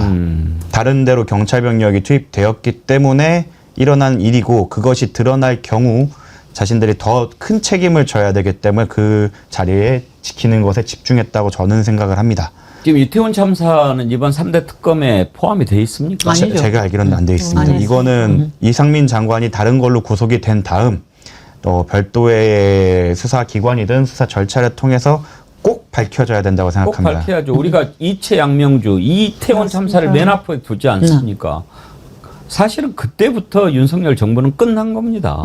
이번에 이재명 대통령의 이제 취임식을 겸한 국민으로부터 임명을 받는 국민 임명식이 8월 15일로 예정되어 있다고 발표가 났습니다. 제가 누가 초대되었나 봤더니 뭐 K 문화예술인들도 있고 스포츠 스타, 그다음에 산업화 과정에 기여한 분들, 독립유공자 관련된 분들 많습니다. 근데 저는 사실은 이 참사 유가족을 불렀다. 이거는 이재명 정부 내에서 반드시 이분들이 요구하는 여러 가지 부분들, 진실에 대한 조사라든가 또 이분들에 대한 치유의 문제를 하겠다는 의지로 저는 읽고 있습니다. 그래서 국민들께서도 제가 이런 방송하면서 댓글 읽다가 제일 속상할 때가 뭐냐면요. 참사에 대해서 언제까지 그 얘기하냐 이런 말도 안 되는 걸 하는 겁니다. 다시는 일어나지 않으려면 진실을 반드시 밝혀줘야 되고 그 참사 당시에 행정안전부 장관으로서 책임을 다하지 못하는 이상민 장관은 내란 문제와 더불어서 이 부분에 대해서도 반드시 수사가 진행돼서 전 책임을 지는 게 맞다라고 봅니다. 그리고 안철수 의원은 좀 말 좀 가려서 말을 안 했으면 좋겠어요. 맞아요. 이번에 그 8.15 국민 임명식 하는데 지금 이재명 대통령이 취임식을 못한 거 아닙니까? 갑자기 인수위도 없이 출범을 해서 그때 취임 선서만 하고 그래서 이제 취임식을 하려고 그러는데 이따가 윤석열 취임식 때 그 불러들였던 사람들 조사하는 건 좀 따로 짚어보겠습니다만 안철수 의원이 국민 임명식 치르기로 한 것에 대해서 지금 대한민국 대통령이 이재명 모르는 사람이 누가 있냐? 이재명 대통령은 팬 콘서트에 혈세를 쓰지 말라. 전두환 신군부의 국풍 80일을 2025년에 재현하는 것과 무엇이 이걸 왜 거기다 갖다 비교하는 거죠? 근데 이제 8분짜리 혁신위원장님은 그냥 조용히 좀 계셨으면 좋겠다. 손에 장도 아직 아직이신 걸로 아는데 일단 자기 말부터 좀 지키시고 뭔가 하셔야 되는 게 아닌가. 그리고 이게 사실은 광복절 행사는 원래 늘 기획이 되어 있거든요. 그러니까 광복절 80주년 행사에다가 대통령 임명식 프로그램 30분가량 추가하는 방식입니다. 그리고 이미 대통령실에서 밝힌 게 별도의 국가예산 편성하지 않겠다라고 했었고요. 기존의 공공행사와 연결해서 간결하게 구성되었다. 그리고 이 임명식의 주인공은 사실은 국민입니다. 이제까지 내란 상황에서도 쓰러져갈 뻔한 대한민국을 다시 일으켜 세운 대한 국민들이 그들의 대리인을 임명하는 자리이지 이재명 대통령 한 사람을 위한 자리가 아닙니다. 안철수 위원장님이 굉장히 한때 명석한 교수 출신이시라는데 요즘 좀 뭐가 명석함이 한때 명석하긴 한때. 아이고 명석하지 그리고 않았어요. 그럼 안철수 의원이 지난 정권에서 윤석열이 신라 호텔 영빈관에서 파티했을 때 어떤 발언을 했는지 좀 진짜 궁금하네요. 거기에 대해서 먼저 입장을 밝혀야 이 지금 예산을 추가로 투입하지 않고 광복절 행사에 추가로 하는 거에 대해서 입장을 밝힐 때가 좀 공평하지 않겠습니까? 그 본인이 말한 것도 아까 뭐 장지지기 했다부터 시작해서 수많은 실책에 대해서는 어떠한 사과나 국민들에 대해 죄송한 마음을 전하지도 않은 사람이 자꾸 이렇게 마치 제3자처럼 논평하는 게 정말로 맞는가 싶습니다. 아니 근데 우리가 그거 흥분할 거 전혀 없어요. 안철수는 지금 그렇게 하는 이유가 자기가 할 수 있는 말이 그것밖에 없어서 그렇게 하는 거예요. 이재명에 대해서 얘기하는 거. 아니, 자기가 뭐에 대해서 얘기했어요? 윤석열에 대해서 얘기할 수 있습니까? 김건희에 대해서 얘기할 수 있습니까? 윤석열 정권에 대해서 얘기할 수 있습니까? 잭윤에 대해서 얘기할 수 있습니까? 아무것도 할 게 없으니까. 그나마 자기로서는 제일 안전한 이재명 정부에 대한 공격. 이것밖에, 그러니까 안철수는 딱 거기서 그것밖에 안 되는 거예요. 저는 그때 어떻게 했을 건지 상상을 해보면 이랬을 것 같아요. 신라 호텔 파티에 가서 축하합니다. 누구신지 또 인투위원장입니다. 뭐 이랬을 것 같았어요. 누군지도 모르고 그랬을 것 같아요. 전 더 속상한 게 분명히 대통령실에서 밝혔잖아요. 참사 유가족들도 참석한다고. 근데 어떻게 팬콘서트라는 표현을 어떻게 콘서트라는 표현을 씁니까? 이거 안철수 의원이 참사 유가족들한테 사죄해야 된다고 봅니다. 최송화님, 상처 있고 마음 아픈 모든 분들 위로합니다. 건강하세요 하면서 또 슈퍼챗 보내주셨는데 최송화님 슈퍼챗 너무 많이 보내시는 것 같아요. 감사합니다. 자, 거짓말 똘마니 한 놈 더 살펴보죠. 조태영. 국정원장 지냈고 이제 이번에는 최병 특검에서 부른 거죠? 예, 맞습니다. 근데 뭐 내란으로도 아마 불러야 될 거예요. 행정원 차장 때 거짓말 쳤고 이자도 생각해 보면 그러니까 이상민이 나쁜 것 저는 항상 이렇게 나쁜 놈 순서를 뽑는데 또 상관나고 생각해서 웃으시는 거죠. 이 순위가 있는 것 같아요. 그러니까 어떤 놈이 더 악한가 참 어려워요. 한덕수, 이상민, 조태용 막 이렇게 저기 하는데 저는요 녹을 오래 먹은 놈들이 더 악하다고 봐요. 그러니까 그 자리에 올라가면서 너무나 오랫동안 자기 양심을 속이고 자기 자신을 속이는 일을 계속 해왔기 때문에 더 뻔뻔하고 두꺼워질 수 있었던 거죠. 그러니까 이상민 같은 경우에는 판사로 있으면서 얼마나 그릇된 판결을 많이 하면서 자기 자신을 속여왔겠습니까? 이건 어쩔 수 없었어. 이건 내 마음이 아니야. 그래도 이렇게 했었어야만 해. 이건 나라를 위해서 불가피했어. 너는 좀 억울하지만 어쩔 수 없어. 너는 나라를 위해서 죽어야 돼. 이렇게 생각하면서 얼마나 많은 그릇된 판결을 해냈겠습니까? 한덕수. 아니야. 이거는 나를 뭐 속이는 게 아니야. 나라를 위한 거야. 내가 이래야 총리가 2번이 돼서 나라를 생각할 수 있어. 이따위 생각하지 않았겠어요? 조태영이 보십시오. 아니 세상에 내란이 일어나가지고 지금 그것을 보고하고 있는데 내일 봅시다. 그걸 내일 봐? 너네 애가 지금 죽을 지경이 돼서 빨리 병원에 데리고 가야 되겠습니다라고 하는데 내일 가보자. 이러는 겁니까? 아니 세상에 거짓말을 해도 어느 정도가 있지. 조태영은 뭐라고 이야기했습니까? 내 명예를 걸고 한다고까지 얘기를 해요. 거짓말할 때 제일 나쁜 놈이 뭘 걸고 한다는 건데 뭐 부모님을 걸고 내 뭐 성을 걸고 뭐 이런 놈들이 있어요. 그 진짜 악한 놈들이죠. 김건희하고 전화 통화했잖아요. 내란 전에. 그랬는데 자주 통화를 안 했다고 하면서도 자주 통화를 안 해서 기억이 안 난다. 그건 또 말도 안 되는 그 말입니까 방구입니까? 조태영이 거짓말 한번 들어보시죠. 강한 어투라서 말씀드리기가 좀 어렵습니다만 하여튼 이번에 다 잡아들여서 싹 다 정리해라 라고 말씀하셨습니다. 그 체포 지시를 받았다는 얘기를 12월 3일 날 밤에 원장인 저한테 보고했느냐, 저한테 보고하지 않았다는 말씀을 제 명예를 걸고 다시 한번 확인하겠습니다. 이재명 한동훈을 잡으러 다닐 것 같다라는 말을 들은 것은 사실이죠. 근데 중요한 차이가 있습니다. 예, 그건 방첩사가 잡으러 갈 것 같다는 얘기를 하지는 않았습니다. 그러니까 그 워딩이 있었던 그리고 그 사이에 다른 말들이 있었습니다. 예, 알고 있습니다. 그 워딩이 있었던 것은 사실이죠. 예, 이재명 한동훈을 오늘 밤에 잡으러 다닐지 모르겠습니다라는 취지의 말이 있었습니다. 예. 에 대해서 대통령께 보고를 했습니까? 그런 사실 없습니다. 그러니까 31일 수석 비서관 회의에서 보고한 적이 없다는 거죠? 없습니다. 마지막 증언이 경로설 관련된 거죠? 네, 그 당시에 배석을 했었고 마지막에 다른 사람들을 내보내고 임기훈 국방비서관이랑 조태영 실장 안보실장만 남았던 걸로 알고 있습니다. 그래서 저 사람은 그걸 못 봤을 리가 없던 사람입니다. 보고가 올라오지 않았다는 건 이미 위증으로 밝혀졌죠. 보고가 올라왔다는 거에 대해서 인정한 사람도 많으니까요. 그래서 근데 왜 조태용이가 김건희하고 와인 글라스 딱 이렇게 하면서 그거는 왜 브라보 하고 있는 그거는 왜 안 넣으셨어요? 왜 김건희하고 눈 맞추고 앉았어? 조태용이. 그러니까 전화도 걸고 그러는 거 아니야. 나 정말. 아니 영부인이 왜 국정원장하고 통화를 합니까? 영부인을 잘 모르시는군요. 부위 제로인데. 자격이 없습니다. 나 도대체. 영주님, 명예 옆구리 터지는 소리 하고 자빠졌네. 아니 내 명예를 걸고 그런 표현을 써요.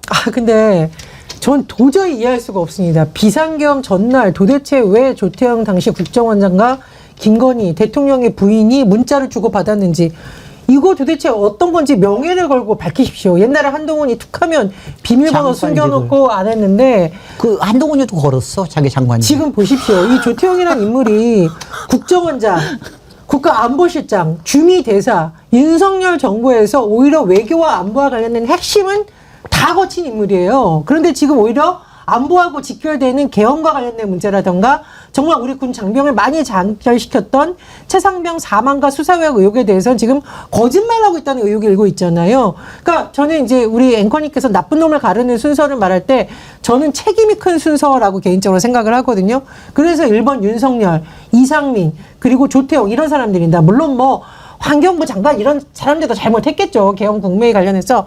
그러나 국가 안보라든가 국민의 안전과 직결된 자리에 있던 사람들은 더 책임이 무겁다. 저는 이걸 좀 강조하고 싶습니다. 저는 여기서 좀 반대하는 의견인 게 1번 윤석열 앞에 0번이 있어야 된다. 0번. 0번은 지금 아무리 봐도 제가 지금 연관된 사건이 좀 많은 게 김건희 최상변 특검에 이제 박정훈 대령님 변호를 하고 있고 김건희 특검의 명태균 관련해서 강유경 씨 변호를 하고 있고 내라는 제가 그 당일날 당시에 있지 않았습니까? 이태원 참사도 그날 당시에 있었는데 이 모든 거를 다 타고 올라갔을 때 보면 V 제로가 있는 것 같아요. 그게 아니라면 일반적인 국가기관으로서 해야 할 항의를 하지 않고 정말 예측하지 못한 행동들을 하게 되거든요.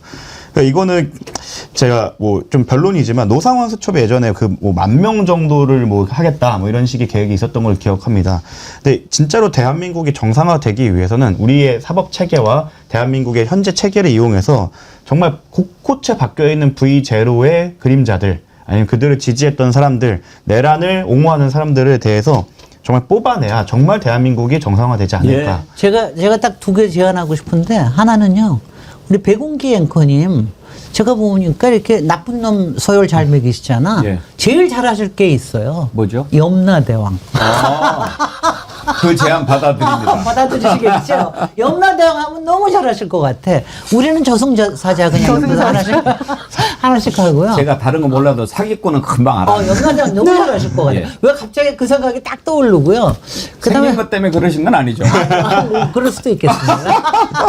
아니 근데 아까 나쁜 놈 두루룩 매기시는 거 보니까 너무 잘 어울리실 것 같고, 그다음에 두 번째는 정말 이렇게 저기 하시면서 제가 정말 생각을 하는 게 이 내란 관련된 재판은요 절대로 공개돼야 됩니다. 예. 맞습니다. 절대로 공개돼야 돼요. 왜냐하면 이거에 관련된 거, 그러니까 염라대왕 혼자서 다 정하면 안 돼. 이거는 우리 국민들이 이 사안의 팩트에 대한 거 보고, 물론 거기서 감정도 일어나고 여러 가지 있겠으나 여태까지 이런 국가적인 사건이 일어났을 때는 다 국민 재판으로 일어나는 거예요. 공개를 하고 역사에 남겨야 됩니다. 공개하고 역사에 남고 그걸 기록으로 해놓고. 그래서 이거는 정말 우리 정우성 변호사님도 계속해서 그 얘기 하시는데, 이거는 내란 특별법 만들고 거기에서 이 재판 과정을 다 공개하고 거기서 나래비 세우는 거는 우리 염라대왕님이 하시고.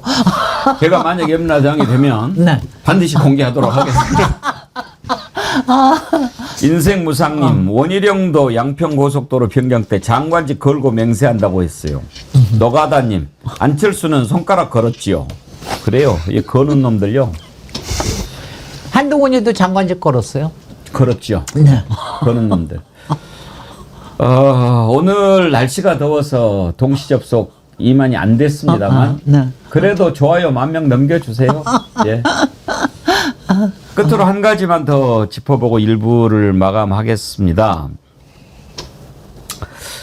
이런 일이 일어나서는 안 되는데 지금 공천 개입 의혹과 관련해서 아직 특검이 수사 대상으로 공표를 안 했는데 경기도 의원을 지냈던 최 모 씨가 극단적인 선택을 했지요.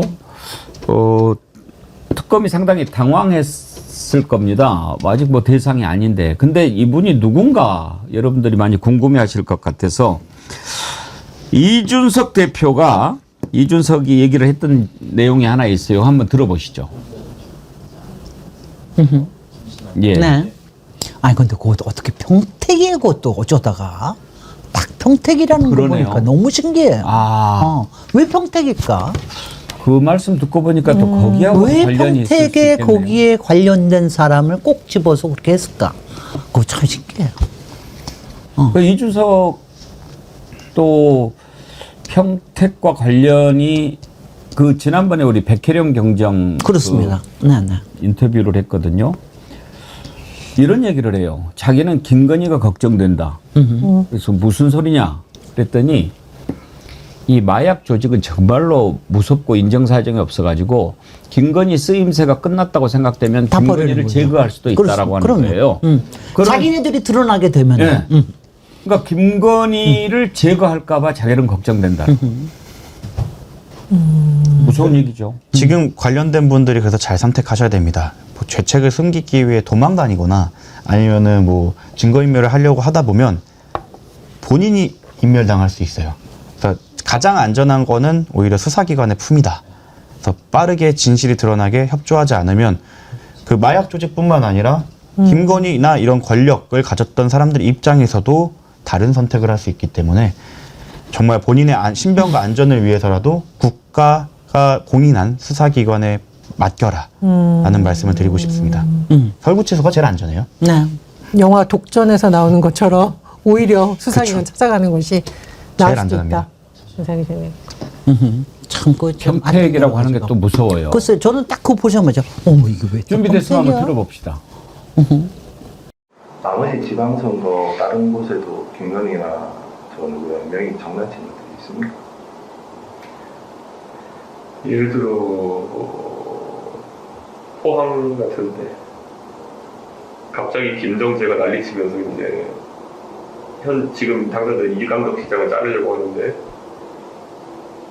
말도 안 되는 방식으로 잘랐거든요. 이상한 힘이 개입되면 당대표가 해도 안 되는 건 그런 게 있다 봐야 되는 거고, 그때 실제로 포항의 문충문이라는 양반을 김건희가 밀었다고 저희는 알고 있어요. 그런 게 몇 군데 있죠. 그리고 평택의 공재광이라고 그 시장을 했던 아주 괜찮은 사람인데 그 사람 날리고 최고라는 그냥 경선 5등 하는 분을 단수로? 네, 단수일 거예요. 최고라고. 그 평택하고 거기가 제일 컸고. 근데 공간에서 오면 당대표가 재갈 안 하면 다시 돌아가잖아요. 돌아가면은 공관위에서 3분의 2 얘기로 다시 올려버리고 있죠. 사실상 그 최고위가 여론전 외에는 할 수 있는 게 별로 없어요. 이제 저기에서 그 이름이 등장을 하는데 지금 이제 저는 이준석 발언을 들으면서 그런 생각해요. 그때 당시 상황을 정확히 기억하고 있지 않습니까? 이름까지. 기억력은 좋은 것 같아요. 그러면 그 기억력을 가지고 진실을 이야기를 해야죠. 그런데 자기가 알고 있는 진실을 자기를 지키는 무기로 쓰려고 했던 거예요. 사악한 거죠. 진실을 털어놔야 합니다. 진실을 이기는 것은 없습니다. 다 알고 있으면서 그걸 얘기하지 않고 나는 다 알고 있어. 윤석열 너 나 죽이려고 해봐. 내가 그냥 가만히 있지 않아. 이런 식으로 맞받지 않았어요? 젊은 놈이 말이지. 참 저 친구도 문제가 많아. 오늘 보니까는요. 겸직하셔야 된대요.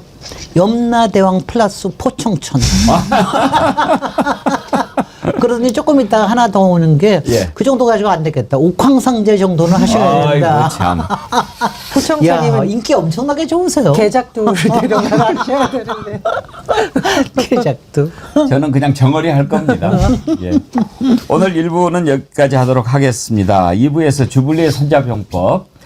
지난주에 한 주 쉬었죠. 김병주 최고위원님이 캐나다에 특사로 갔다 오셨거든요. 그 얘기도 들어보시면 되겠네요.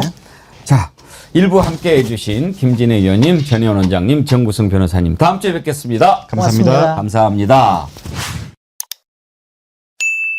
윤석열이 내란 특검에 이어 김건희 특검에 대해서도 수사 방해를 일삼고 있습니다. 내일 소환 통보에 건강 악화를 핑계로 나오지 않을 가능성이 제기되고 있습니다. 윤석열은 이미 구속 수감된 상태임에도 불구하고 건강 문제를 내세워 내란 특검 조사와 재판에 계속 불응했습니다. 그러면서도 자신이 신청한 구속 적부심엔 직접 출석한 바 있습니다. 건강 문제를 선택적으로 악용하는 전형적인 법꾸라지 형태입니다. 이는 국민을 우롱하고 사법 정의를 농락하는 겁니다. 특검 수사를 방해하는 것은 결국 자신의 죄를 인정하는 것과 다름없습니다. 윤석열 씨, 혹시 이 말 기억합니까?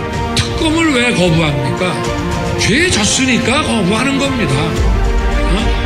2021년 12월 29일 본인 입으로 직접 했던 말입니다. 지금이라도 그 말에 책임지고 특검 수사에 성실하게 임하기 바랍니다.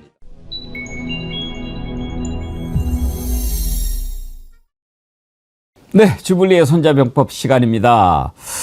김병주 최고위원님 오셨습니다. 어서 오십시오. 네, 안녕하세요. 지난주에 캐나다 특사단 가시느라고 못 뵀는데 몇 박 며칠 갔다 오신 거예요? 네, 3박 5일 다녀왔습니다.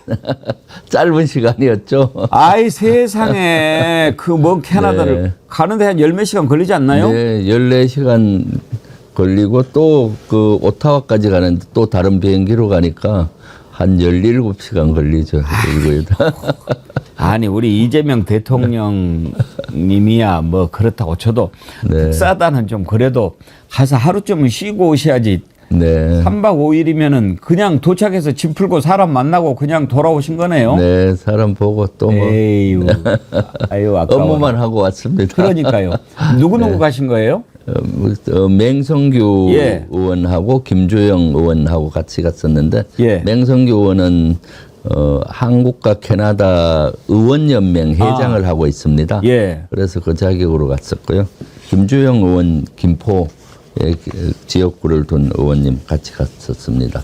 캐나다 가서는 어떤 분들을 만나신 겁니까? 그 가서 이제 안보 분야, 외교 안보 분야 분들을 다 만났죠. 아니타 아난드 외교장관을 만났었고요. 맥킨티 국방부 장관, 그리고 우리로 얘기하면 대통령 비서실장격인 추미런 사무처장, 그리고 지난번에 국방총장을 했던 예비역 사성장군 뭐 등 여러 분들을 만나고요. 또 마지막 날은 교포 분들을 한 3그룹 만났죠.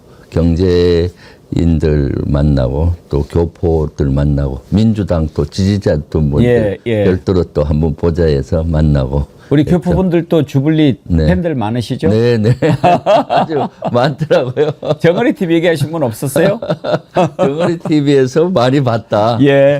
오히려 캐나다 교포분들이 유튜브를 더 많이 보시는 것 같아요. 많이 계세요. 캐나다에서 이렇게 유튜브를 많이 몬트리올에서도 보고 주시고 밴쿠버에서도 주시고. 그러면서 정어리 TV에서 봤다, 뭐 또는 주블리에서 봤다 하면서 이렇게 많이 반겨주시고요. 또 아주 세부적인 내용까지도 잘 알고 계시더라고요. 예를 들면은 12.3 내란 때 제가 특전사 방문했을 때 그걸 보면서 안심을 하고 눈물이 나왔다, 뭐 이런 분들도 있더라고요. 아주 세부적으로 이렇게 보셨더라고요. 그만큼 나라 걱정들이 많으신 거죠. 이번에 그 재외국민 투표율 높은 거 보십시오.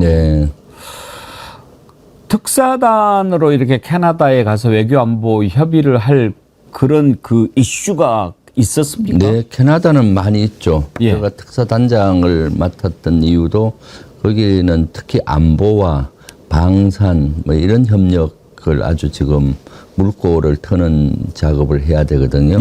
그걸 했죠. 지금 캐나다는 80년 만에 처음으로 국방비를 엄청나게 지금 올리고 있습니다. 그동안은 미국의 보호를 받았다고 해도 과언이 아니거든요.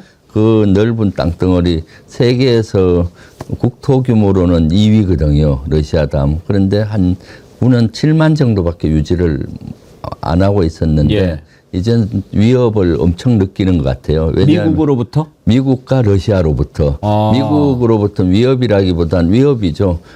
트럼프가 캐나다를 51번째 주로 하겠다, 뭐 51번째 주로 하겠다. 말도 안 되는 소리를. 식으로 하니까 캐나다 국민들은 대단히 분노하고 이거 자주국방을 해야 된다라는 절박함이 있었고요. 그다음 기후 온난화로 인해서 이상기후로 인해 북극이 녹고 있잖아요. 그래서 북극 항로가 개설이 되고 그 캐나다 북부 지역이 북극과 다 연결이 되는 빙하지대였는데 녹게 되면서 러시아의 위협을 엄청 느끼고 있더라고요. 그래서 실제 캐나다는 군을 현대화하기 위해서 엄청난 예산을 투자하는데 그 중에 하나가 잠수함 사업입니다. 그 캐나다는 바다가 넓잖아요. 이쪽 서쪽에서 동쪽으로 가려고 해도 한 엄청 넓기 때문에 한 3주 이상 잠항을 할 수 있는 잠수함, 그러면은 우리 장보고급이거든요.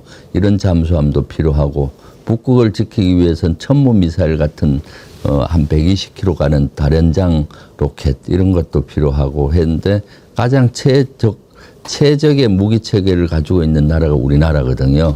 그렇기 때문에 그 잠수함 사업만 해도 한 60조 규모예요. 엄청난 규모죠. 그러기 때문에 캐나다하고 우리는 사실은 우리에게 없는 게 캐나다에 있고 캐나다에 없는 것이 우리한테 있어요. 예를 들면 우리에게 없는 천연 자원들, 뭐 강물이라든가 철 또는 천연 가스, 석유 이런 것들이 없는데 그걸 캐나다로부터 우리가 수입을 할 수 있고 또 캐나다는 사실은 천연 자원들이 많다 보니까 오히려 산업 쪽은 별로 발전을 안 시켰어요. 잠수함 사업이든 또는 무기 체계든 아니면 여러 가지 우리 발전된 산업들 있지 않습니까? 그래서 서로 그런 것들을 교류 협력할 수 있는 아주 좋은 파트너 국가가 되고 그렇군요. 그래서 캐나다는 지금 미국 의존도가 높았는데 이제는 미국 의존도를 낮추고 다변화해야 되겠다. 그러면 이제 태평양 지역에서는 어디로 할 것이냐 했을 때 제가 봤을 때 우리나라가 최적의 캐나다로부터 파트너국이 될 수가 있거든요.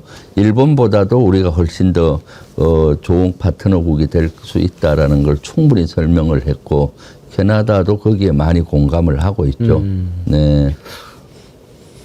그런데 아까 말씀하신 중에서 빙하가 녹으면서 러시아의 위협이 더 커졌다라고 하는 말은 그동안의 빙하 때문에 육로 침공이 어려웠는데 그게 녹아서 육로 침공도 가능하다 이런 얘기입니까? 육로보다 그 북극 항로가 개통이 되잖아요. 예. 북극 항 캐나다와 러시아가 맞대고 있잖아요, 바다가. 그러면 거기도 뭐 분쟁이 일어날 수가 있는 거죠.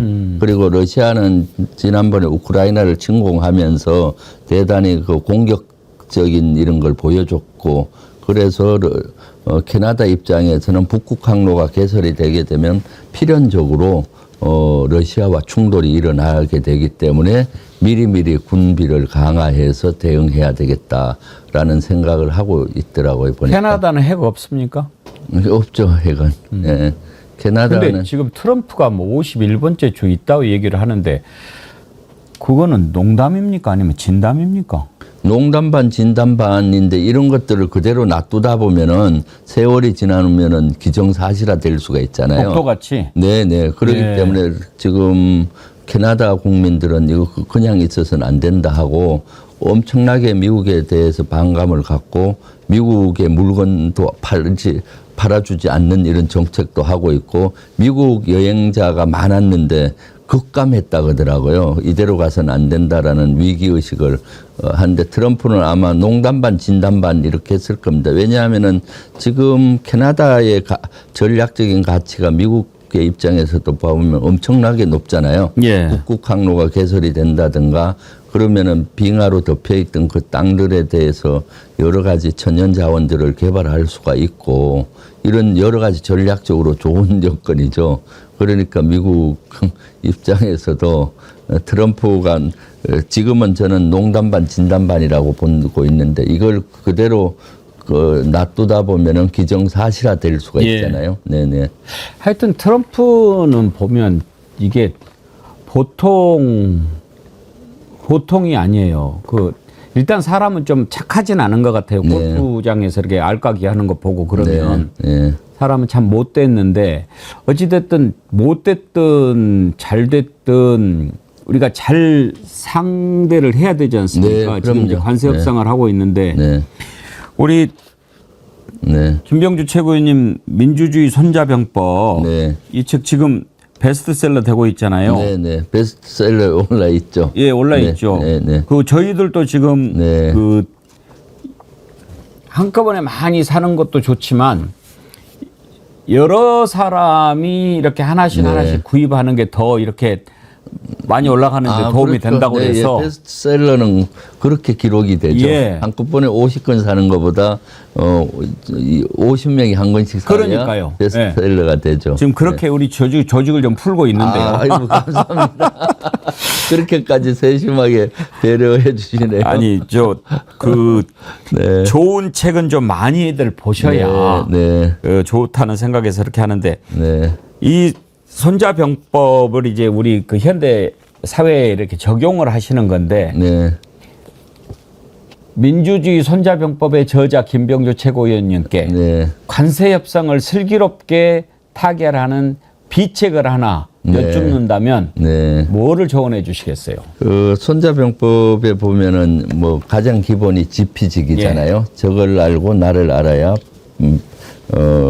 위험하지가 않다.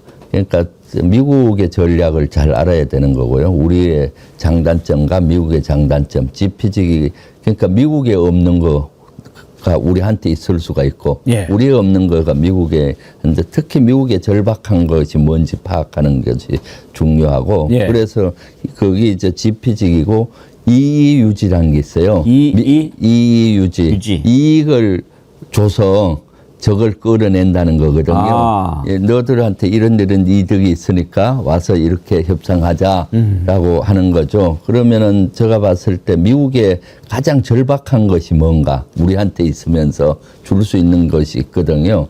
그 중에 하나가 조선업입니다. 예를 들면 조선업 같은 경우는 미국이 가장 절박하게 견제하는 나라가 중국이잖아요. 예. 중국과 패권 전쟁을 하는데 그런데 중국은 그동안 부상을 하면서 해군력을 엄청나게 키웠고 그 바탕에는 중국의 조선업입니다. 그런데 그래서 세계 조선업의 51%를 중국이 차지하고 있어요. 근데 미국은 제조업 분야가 사양길로 그동안 해서 조선업이 거의 망가졌습니다. 그런데 지금은 해군을 키우려고 하다 보니까 그 조선업이 안 되는 거예요. 그런데 예. 우리는 조선업이 많이 발전이 돼 그렇죠. 있어서 세계 비중이 우리가 28%입니다. 우리가 1등이죠? 그 중국 다음으로 봐야 돼. 중국이 51%고 우리가 28% 정도나 차지하는 강국이거든요. 그럼 우리가 미국의 조선업 중에서도 해군의 잠수함이라든가 해군의 수상함이나 이런 군함을 만드는 거와 상선을 만드는 거 다 제공을 할 수 있는 여건이 되죠. 그래서 지금 이재명 정부에서도 조선업 프로젝트를 제시를 한 것 같아요. 그런 이득을 주면서 이제 우리가 원하는 거를 또 얻어내고 관세를 낮추고 뭐 이런 것들을 해야 되지 않습니까? 예. 그래서 미국의 그런 절박한 그러한 것들의 허점을 우리가 공략을 해 들어가면은 조금 더 쉽게 협상을 할 수 있다. 지피지기면 100점 불태우고 그 밑에는 이유지라는 그 14개 쾌 중에 한 쾌를 쓸 수가 있는데 지금 이재명 정부에서 아주 잘 그런 것들을 구사를 하고 있다고 저는 보고 있습니다. 이번에 그 협상하러 간 사람들 우리 주불리의 특강을 좀 듣고 갔어야 되는데 네. 그래도 가서 열심히 하는 것 같아요. 집까지 찾아가고. 네, 그렇습니다. 또 뭐 유럽까지 찾아가고 이런 예. 성의를 보임으로써 할 수가 있죠. 지금 미국은 사실 우리에게 두 가지 압박을 하고 있잖아요. 예. 통상 압박이 있고 안보 분야의 압박이 있는데 이걸 우리 정부에서 지금 잘 극복해내야 되는 과제가 있는데 이런 여러 가지 전략을 바탕으로 하게 되면은 제가 봤을 때 국익의 최우선을 두고 합리적인 안을 도출해내지 않겠나 싶습니다. 예. 네. 알겠습니다. 정말 우리가 앞으로 헤쳐나가야 될 것들이 한두 가지가 아닌데 네. 주불리의 손자병법을 통해서 좀 그런 지혜들을 많이 좀 전파를 했으면 좋겠습니다. 네. 네. 다른 현안으로 넘어가죠. 지금 김건희 특검이 오늘 윤석열 소환했는데 오늘 안 나왔어요. 역시. 네, 그렇습니다. 내일 한 번 더 나와라. 지금 내일 출석을 통보했는데 내일도 나올 것 같지 않고 네. 이렇게 계속 버티기로 나가면 어떻게 해야 될까요? 그럼 뭐 나중에 강제 수사를 해야 되겠죠. 구인해야 네, 될까요? 예, 구인해서 수사를 해야 되지 않겠습니까? 김건희 네. 특검은 구인을 시도할까요? 조은석 특검은 포기하지 않았습니까? 네네. 저는 뭐 할 수 있다고 봅니다. 왜냐하면은 내란 분야는 사실 증거가 차고 넘치거든요. 거기에 여러 가지 중요 임무 종사자들이 증언한 내용 이런 것만 갖고도 윤석열을 재판정에 세워서 처벌을 할 수 있는데 예. 김건희 특검은 그런 것들 확보가 좀 미진하죠. 이번에 수사가 이번에 처음 시작이 됐잖아요. 그렇기 때문에 저는 윤석열과 김건희를 필히 수사를 해야만이 거기에 대한 물증이라든가 학증 모든 걸 할 수가 있기 때문에 네, 김건희 특검은 좀 더 강하게 할 수밖에 없다라는 생각이 듭니다. 네네. 그런 점에서 구인이 필요하다. 네네. 아니 좀 구인을 지켜가지고 끄집어내는 모습을 좀 보여줬으면 좋겠어요. 왜냐하면 지금 우리 국민들이 가장 보고 싶어하는 게 윤석열이 수의 입고 수갑 차고 나오는 모습인데 네. 아직까지 못 보고 심지어 국민들 우라통을 더 터지게 한 게 헌재 나올 때도 다 아주 뭐 메이크업까지 하고 나오지 않았습니까? 그렇죠. 네네.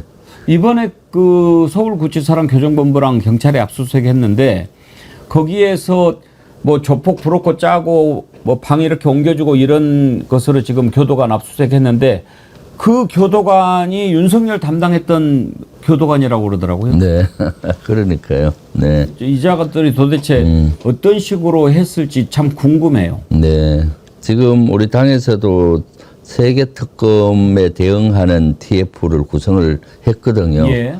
그래서 내일 출범을 하고 지금 윤석열이가 있는 구치소를 한번 방문을 해서 좀 항의도 하고 예. 그 실태도 확인하려고 지금 계획 중에 있습니다. 뭐 쭈그리고 앉아서 밥 먹니 어쩌니 이런 말을 하는데 네. 이제는 입만 열면 거짓말이라 네, 그렇죠. 진짜인지 사실 거짓말인지 네. 가서 좀 들여다 봐야죠. 그러니까요. 예. 하고 또 교도소에서 어떻게 하고 있는지 예. 뭐 또 왜 그 강제 구인을 못 하는지 이런 것도 항의도 하고 뭐 이렇게 부당한 대우 네. 받고 있으면 네. 또 그 처우 개선도 얘기해 주시고 네, 그렇게 네. 하는 거 아니에요. 뭐 네, 운동도 못 한다고 그렇습니다. 그러는데 가서 네. 운동도 좀 시키라고 이렇게 얘기해 주시고 네, 그렇죠. 재소자의 인권과 건강을 좀 챙겨 주십시오. 네, 네. 그러니까요. 그래서 꼭 그 내일 출범식을 하고 나서 바로 가려고 합니다. 아, 내일 출범식입니까? 네, 네. 제가 이제 내란 특검하고 예. 최혜병 특검을 그 팀을 맡았거든요. 아, 예. 그래서 전현희 최고위원이 이제 전체 하면서 김건희 특검을 맡았고요. 예. 그래서 어제 전현희 최고위원하고 우리가 요 출범식하고 이번 주 내에 한번 항의 방문을 가자. 그리고 실태를 확인하고 그렇게 돼야 되지 않. 지금 항의 방문보다도 네. 뭐 실태 조사. 그렇죠. 예. 네. 실태 조사를 해야 되는 예. 거죠. 지금은 거기서 흘러나오는 얘기들은 대부분 윤석열 측 변호인 얘기 또는 예. 그쪽 얘기잖아요. 그러니까요. 네. 네. 하여튼 이제 정말로 온도는 얼마나 되는지 온도계도 한번 좀 갖고 가셔 보셔가지고 네. 선풍기 틀 때는 몇 도고 그렇지 네. 않을 때는 몇 도인지 네. 그리고 접견실에 걸핏하면 나와서 머물고 가는데 그러니까요. 접견 횟수는 얼마나 되는지 네. 접견실 온도는 얼마인지 이런 것도 좀 그리고 접견실과 구치소 내부 간의 온도 차이가 너무 차이가 많이 나면 건강에 해롭습니다. 네. 그러니까 그런 건강도 좀 챙겨주셔야죠. 네. 네. 그런 것들을 다 현상을 체크해보고 예. 실제 하려고 계획 중에 있습니다. 기대를 가져보겠습니다. 네. 네. 이상민 행안부 장관 지냈던 자도 지금 거짓말을 계속 하고 있는데 내일 모레 구속영장 네. 심사를 하거든요. 네. 발부 가능성 어떻게 보십니까? 저는 뭐 발부될 거라고 봅니다. 내란의 중요 임무 종사자의 혐의로 구속영장을 청구한 걸로 알고 있는데 예. 실제 이상민 전 장관은 저도 내란의 그 중요 임무 종사자라고 보고 있거든요. 예. 내란 일어났을 때 방송사의 정기라든가 단전 단수 이런 지시를 받고 또 수행을 한 걸로 정황상 보여지고요. 예. 그리고 또 그거 말고도 핵심적인 역할을 하지 않았나 싶습니다. 제가 처음부터 내란에 대해서 비상계엄 할 것이라고 예측할 때도 비상계엄을 건의할 수 있는 사람이 두 사람이잖아요. 이상민과 김용현 국방부 장관, 행안부 장관 두 명이 다 충암파고 예. 그러기 때문에 이런 것들이 사전에 교감이 되지 않았나 싶고요. 그리고 이상민은 이미 그 내란이 일어나기 전에 작년 3월인가요? 방첩사를 방문을 했었잖아요. 예. 가서 여러 가지 보고를 받고 저녁에는 여인형과 만찬을 즐기고 그 충암고 출신 예. 아닙니까? 이상민 장관이 뭐 굳이 방첩사를 방문할 이유가 없거든요. 거기에 주목을 해서 지난번에 제가 대정부 질문이라든가 그런 데서도 질의를 했을 때 수사권 이전 때문에 자기는 갔다라고 발뺌을 하던데 그런 것들이 다 냄새나는 부분이고 그 사전에 이미 이상민도 충분히 교감이 되지 않았을까 하는 게 저의 개인적인 생각입니다. 예. 그런 것들이 내란 특검에서 수사로 밝혀져야 된다고 봅니다. 그리고 소방청장 증언까지 나오지 않았습니까? 네, 네. 전화해가지고 경찰이 전화 오면 이래 해줘라. 네. 그렇게 얘기를 했는데 근데 그 얘기 들으셨습니까? 윤석열이 비상계엄 선포하는 방송을 우리는 지금까지 라이브로 생방송으로 하는 줄 알았는데 몇 시간 전에 녹화를 했던 거라고 그러네요. 그 얘기는 제가 잘못 들으셨어요? 들었는데, 네, 예. 어제 그 이상호 기자가 네. 처음으로 폭로를 했는데요. 네. KBS가 녹화를 했대요. 네. 그래가지고 몇 시간 전에 녹화를 해서 그거를 틀었는데, 그러니까 마치 막 의자 뒤로 빼주고 꼭 실제로 라이브처럼 했는데 그거를 몇 시간 전에 녹화를 했던 것을 틀었다는 겁니다. 네. 그걸 바로 틀어야 되는데 뭐 또 NG가 나고 그래가지고 다시 했다고 그러는데 그러면은 갑자기 한 게 아니고 훨씬 더 치밀하게 계획을 짜서 내란에 옮긴 거라는 것을 알 수가 있는 거거든요. 네, 그렇죠. 예. 네. 10시 37분인가 발표를 했는데 이미 오후 몇 시에 녹화를 했다는 겁니다. 네. 그렇죠. 그럼 그 치밀하게 계획했다는 거고. 예. 사실 지금까지 청문회 때는 그 사전에 KBS에서 준비를 했다라는 정황들은 있었거든요. 근데 녹화까지 했다면 이것은 더 녹화 방송이었답니다. 네. 이거 확인되면은 또 네. 다른 문제들이 많이 생길 수 있죠. 그럼요. 그럼 사전에 이미 임무를 KBS에서 주고 네. KBS 사장이나 누군 또 협조를 했을 것이고 예. 또 그 관련되는 장관 방통위 뭐 등등 또 관련되는 데가 또 많을 것 같습니다. 그 KBS 네. 적어도 사장이나 아주 그 주요 보직의 간부들은 알고 있었다는 거죠. 네, 네. 오늘 밤에 계엄이다. 그렇죠. 네. 그러면은 그것도 좀 밝혀봐야 될 일들. 네, 네, 네. 지금 이렇게 하나 둘 드러나고 있는 그런 상황인데 지금 돌이켜 보면은 참 하늘이 도와서 우리나라를 지켜줬다 하는 생각이 들지 않습니까? 아, 그렇습니다. 네. 그래서 이재명 대통령께서 지금 소극적으로 가담할 수밖에 없었던 군인들은 특진을 시켜줘라. 네. 이렇게 지금 안규백 국방부 장관한테 어제 얘기를 했다는 거 아닙니까? 네. 그래서 지금 조성현 대령이 얼른 떠오르는데 네. 그 꼭 집어서 누구를 특진시켜라 하는 것은 아니지만 네. 거기에 해당하는 군인 아닙니까? 그렇죠. 네. 일단 뭐 이재명 대통령께서 대표 시절에도 그런 말씀을 여러 번 하셨어요. 왜냐하면 이번 내란이 실패했던 거는 일단 국민들께서 여의도로 오셔갖고 막아준 거, 또 국회의원들이 담장을 넘은 것도 있고, 그리고 또 한 측면에는 군인들의 소극적인 대응 또는 부분적인 어떤 항명까지 하면서 소극적으로 대응한 것이 결정적으로 내란이 성공하지 못한 요인이다.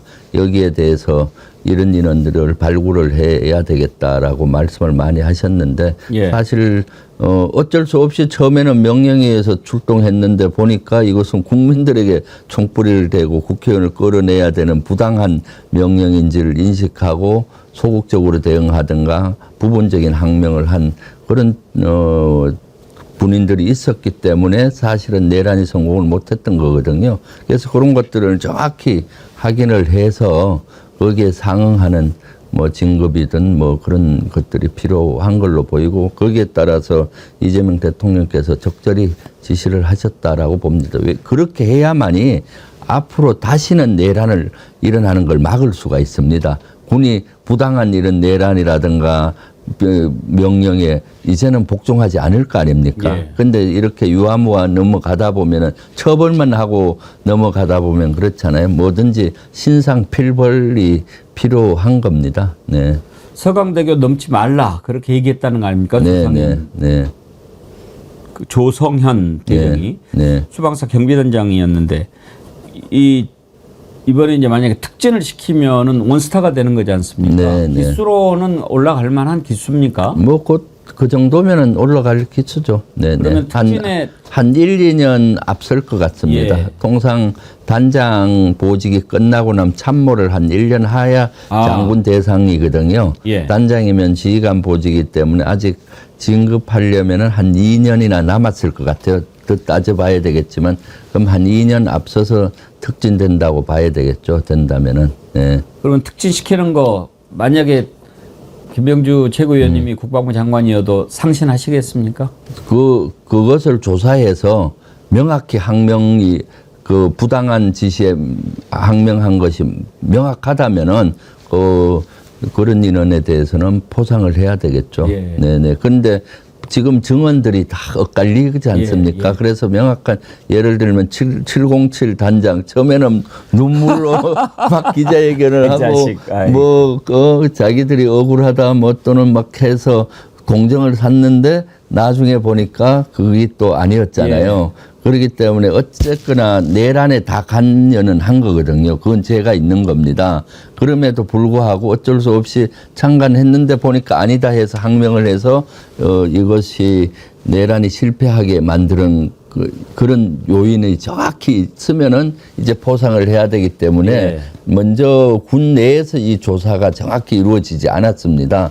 그래서 안규백 장관이 여기에 대해서 먼저 명확히 조사를 하고 정확한 근거와 확인이 되면은 그러한 인원에 대해서는 포상이 필요하다라고 보여집니다. 이름이 김현태였던가요? 네네. 참 어리석은 자예요. 네, 그렇습니다. 컷찍찍 흘리고. 변함없이 님이 박정원 대령님도 특진시켜 주세요 그랬는데, 지난번에 박정원 대령 이제 해병대 수사단장으로 복귀를 했는데 그때 어떤 패널들께서 그런 지적하신 분이 있어요. 특별한 것에는 특별한 대가, 이런 말씀을 대통령이 하셨지 않습니까? 네. 근데 그냥 원상 복귀하는 거, 원대 복귀하는 것도 좋지만 저렇게 좀 애를 썼으니까 좀 진급시켜가지고 국방부 검찰단장인가 감찰단장인가 네. 뭐 이쪽으로 보직을 주는 것도 방법 아니었나요? 네, 저는 아직 그 기회가 있으니까요. 원래 박정훈 대령은 군사경찰, 해병대 군사경찰의 최고 계급은 대령입니다. 예. 원래대로면은 장군이 안 되고 대령에서 끝이 나는데, 지금 박정훈 대령은 기여한 바가 크죠. 부당한 명령에 진짜로 저항을 한 거 아닙니까? 법과 예. 규정대로 한 것이고, 사실 그것이 12.3 내란에도 저는 영향을 미쳤다고 봅니다. 그렇죠. 네, 12.3 내란 때 예를 들어서 일부 저항을 했던 또는 소극적으로 했던 인원들이 박정훈 대령을 받지 않습니까? 그 대통령의 그런 경로에도 불구하고 법과 규정대로 해서 맞서 싸우고 그때 또 1심에서 무죄가 진행이 되고 뭐 이렇게 국민적인 그 동정심을 받고 했기 때문에 그것이 좀 영향을 미쳤다고 봅니다. 그래서 저는 박정훈 대령은 예외로, 장군이 지금까지 된 적이 없지만은 그 해병대 군사경찰에서 장군을 진급시켜서 조사본부 국방부 있습니다. 예. 거기는 군사경찰이 가는 데인데 그런데 보직을 줘서 군이 좀 더 바로 서게 하는 이런 걸 할 수가 있고, 진급은 이제 임기제 진급이라는 방법이 있습니다. 그런 경우는. 임기제. 예, 그러니까 그 직책에 맞게 해서 2년 동안 이제 하고 전역을 시키는 거죠. 아. 네, 진급을 적기가 경과했든가 이런 특별한 경우에는 정상 진급이 아니거든요. 예. 그러니까 정상 진급이 아닌 임기제 진급 형식으로 해서 2년 정도 군에 더 봉사하고 하도록 하는 그러한 조치가 좀 필요할 것 같고요. 그런 방법이 있군요. 네, 네. 그래서 저도 그런 방법에 대해서 그 관련 분들께 한번 조언을 드린 적은 있어요. 네, 그런 방법도 있어서 박정훈 대령 같은 경우는 좀 예외적으로 이 군이 지금 기강이 말이 아니잖아요. 기강을 바로 세워야 된다라는 그런 생각이죠. 네. 하여튼 궁금하면 우리 주블리 최고위원님한테 물어보면 돼요. 네. 이건 좀 다른 얘기인데 그때 당시에 이종호 했던 얘기 들어보면 이제 임성근이 구명하고 뭐 그런 과정에서 나온 얘기인데, 내가 해병대 별 4개 만들어 주려고 그래, 그런 말이 있었거든요. 녹취에. 그런 거 보면 이종호 이자가 해병대 사령관을 별 4개로 그러니까 해병대는 지금 별 3개잖아요, 사령관이. 네, 그렇죠. 해병대도 대장을 만들어 주려고 했던 그런 로비가 있었나 봐요. 아마 있었을 겁니다. 법적으로 얼마 전에 안규백 장관이 의원 시절에 예비 원래 해병대는 3스타 별 3개까지가 마지막 계급인데 그 사성 장군이 될 수 있는 길을 열어놨어요. 법적으로. 그런데 법적으로는 했지만 사실 해병대 규모가 2개 사단 규모밖에 안 되기 때문에 2개 사단에는 3스타가 맞는데 포스타가 그렇죠. 나오긴 군단장도 어렵거든. 3스타인데 군단의 통상 보면은 사단이 한 3개, 4개 됐는데 3스타인데 해병대는 사단이 2개밖에 안 되기 때문에 포스타가 되긴 어려운데, 그럼에도 불구하고 특출한 인원이 있다면은 포스타로 시켜서 뭐 예를 들어서 한미연합사 부사령관을 한다든가 할 수 있는 길은 법적으로 열어놨는데 그게 쉽진 않았잖아요. 근데 아마 윤석열 정권 들어와서 그런 노비들을 하면서 했던 걸로 저는 보고 있습니다. 임성근 같은 친구 해병대 사령관 시키고 그 다음에 포스타로 해서 예. 그러면 윤석열 정권 5년 이내 그게 가능하거든요. 사실은 그때 박정훈 대령 같은 그 정의로운 대령이 있어서 다행이었지. 그때 그냥 윤석열 시킨 대로 해버렸으면 아마 임성근도 무죄가 되고 무혐의 되고 별내게 될 뻔했네요. 별내 아마 해병대 사령관 갔을 거고 그러면은 더 끔찍한 것이 12.3 내란에 해병대가 동원됐을 확률이 있다고 저는 봐요. 그러네요. 네, 해병대가 동원이 돼서 아주 또 그렇게 되면 해병대는 물불 안 가리고 예. 임무 수행하는 부대잖아요. 5.16대 해병대가 동원되지 네, 않았습니까? 그래서 어떻게 됐을지 저는 끔찍한 생각이 들더라고요. 네. 나중에 경호실장이 했던 박종규가 해병대였죠. 그거는 제가 정확히 기억이 안 나는데 해병대가 5.16 쿠데타는 예. 가담을 했었죠. 예. 해병대가 가담을 했었고 그리고 해병대는 지금 병력이 김포 가까이 있잖아요. 예. 그렇기 때문에 해병부대가 아마 그 임성근 이름 문제가 덮였다면은 임성근이가 만약에 그 위로 가서 거기에 동원이 될 수 있었지 않겠나라는 끔찍한 생각을 하게 되는 거죠. 네.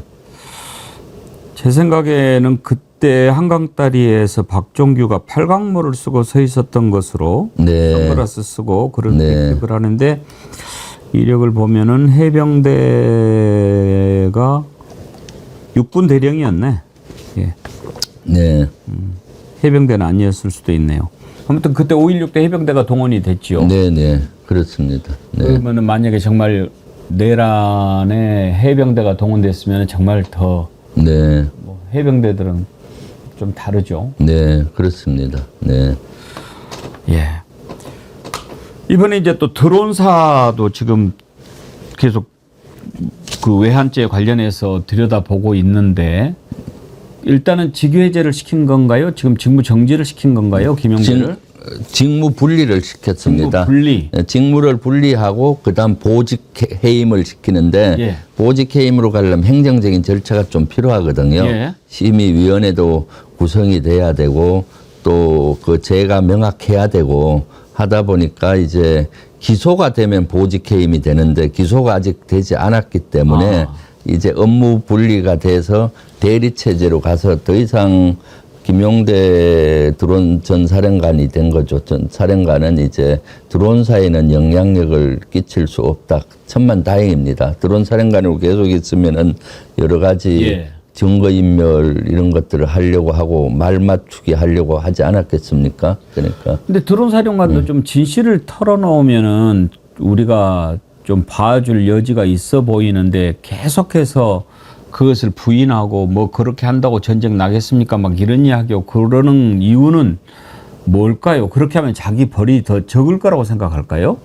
그러니까요. 본인이 그 너무 본인 살자고 그렇게 하는 걸로 보여지긴 해요. 왜냐하면 이것은 정당한 명령이었다.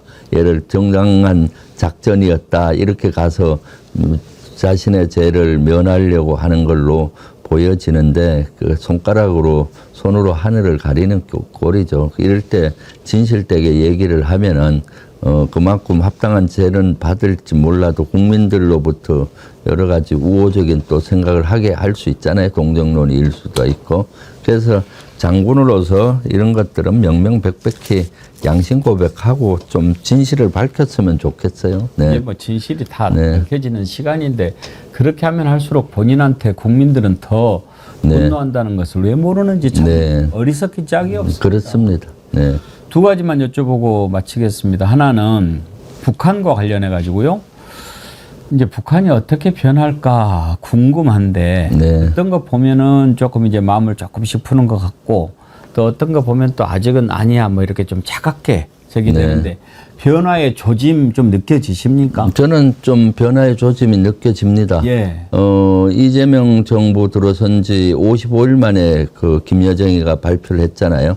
발표 메시지는 뭐 우리하고 뭐 관계를 안 하겠다, 뭐 택도 없다 이런 식으로 하지만은 그 메시지는 그냥 있는 그대로 보면 안 됩니다. 55일 만에 반응한 것 자체가 저는 북한도 이재명 정부 들어와서 대북 정책을 면밀히 보고 있다. 그리고 그동안 적대시 정책을 계속 써오면서 윤석열 정부 때 강대강으로 갔지 않습니까? 그런데 거기 보면은 어떤 강대강으로 간다는 메시지는 없어요. 예. 더 이상 뭐 그런 거죠. 그러니까 우리도 조금씩 예전보다는 한 단계 더 완화된 메시지로 보이는 거죠. 그런데 이제 사실은 대화의 물꼬가 트이고 가는 데는 좀 시간은 오래 걸리겠다라는 생각을 합니다. 왜냐하면 그것은 북한만의 문제가 아니라 우크라이나와 러시아 전쟁이 어느 정도 종결이 돼야 되고 또 미국과 트럼프 대통령하고 또 김정은과의 관계에서 또 열어놨다고 보거든요. 주 정상 김여정이가 두 정상 간의 관계는 나쁘지 않다는 걸 인정을 했잖아요. 그러면은 대화할 용의가 언제나 있다라고 저는 메시지로 받아들였거든요. 아마 트럼프도 어느 정도 간세 협상 이런 것들이 종결되면은 그쪽으로 시선을 돌리지 않을까, 북한과의 대화 쪽으로. 그렇게 되면은 우리하고도 물꼬가 터질 수가 있고, 우크라이나 전쟁이 종결되면 쉽게 그 문이 열릴 거라고 봅니다. 네. 끝으로 이제 민주당 최고 지도부에 계시니까 네. 그걸 좀 여쭤보고 싶은데, 이번에 박찬대 후보가 지난번에 내란에 가담했다라고 제가 뭐 윤석열 네. 체포에 막았었던 45명 네. 제명하겠다라고 네. 하거든요. 그리고 이제 정청래 후보, 박찬대 후보 두 분 다 지금 국민의힘은 협치의 대상이 아니다 이렇게 얘기를 하거든요. 네. 그 의견에 김병주 최고위원님도 동의하시는지요? 저는 개인적으로 오래전부터 저는 주장했던 것이 국민의힘은 내란 동조 정당이다. 그래서 예. 해산해야 되는 것이 맞다라고 계속 주장을 했었죠. 국민의힘은 더 이상 공당의 자격이 없다, 해산을 해야 된다라고 주장을 개인적으로는 했었던 거고요. 그런데 이제 최고위원으로서는 이제 이것이 얘기가 좀 조심스러운 면이 있죠. 아직 당론이나 이런 것들은 결정된 바가 없기 때문에요. 네. 그렇군요. 네. 하여튼 지금 국민의힘 가지고는 도저히 뭐 희망이 안 보이는데 위원정당 해산 대상이 된다고 보십니까? 저는 된다고 봅니다. 이번 내란 특검을 거치면서 그런 증거들이 나올 겁니다. 이제 내란 특검에서 아직 수사가 안 된 분야가 추경호 그 당시 원내대표가 그때 12.3 비상계엄 때 뭘 했는지, 또 거기에 관계된 또 여러 사람들은 뭘 했는지, 이런 것들이 이제 수사가 되다 보면은 정확한 국민의힘에서 위법한 것들이 나올 거라고 보여지고, 그렇다면은 정확히 그 위원정당 이런 걸 할 수 있는 그런 것들이 나오지 않을까 싶습니다. 네. 알겠습니다. 오늘은 여기까지 할까 하는데 혹시 오늘 오시면서 이야기 좀 해야 되겠다 하신 거, 안 하신 거 있으신가요? 아닙니다. 아주 날씨가 너무 더워서 우리 시청자분들 건강이 많이 염려됩니다. 이럴 걱정됩니다. 때, 네, 진짜 건강에 잘 챙기시고요. 또 이럴 때는 그 야외는 많이 나가시지 말고 시원한 그늘에서 백운기의 정어리 TV 들으면서 보시는 것도 더위를 피하는 한 방법이라고 생각이 듭니다. 감사합니다. 그래서 오늘 우리 배경도 시원한 폭포수 흐르는 계곡으로 우리 김병주 최고님 말씀하시는데 옆에서 나뭇잎이 살랑살랑하니까 시원하게 느껴졌습니다. 그러네요, 진짜. 오늘 말씀 감사합니다. 네, 감사합니다. 네, 민주당의 김병주 최고위원님과 함께하는 주블리의 손자병법이었습니다.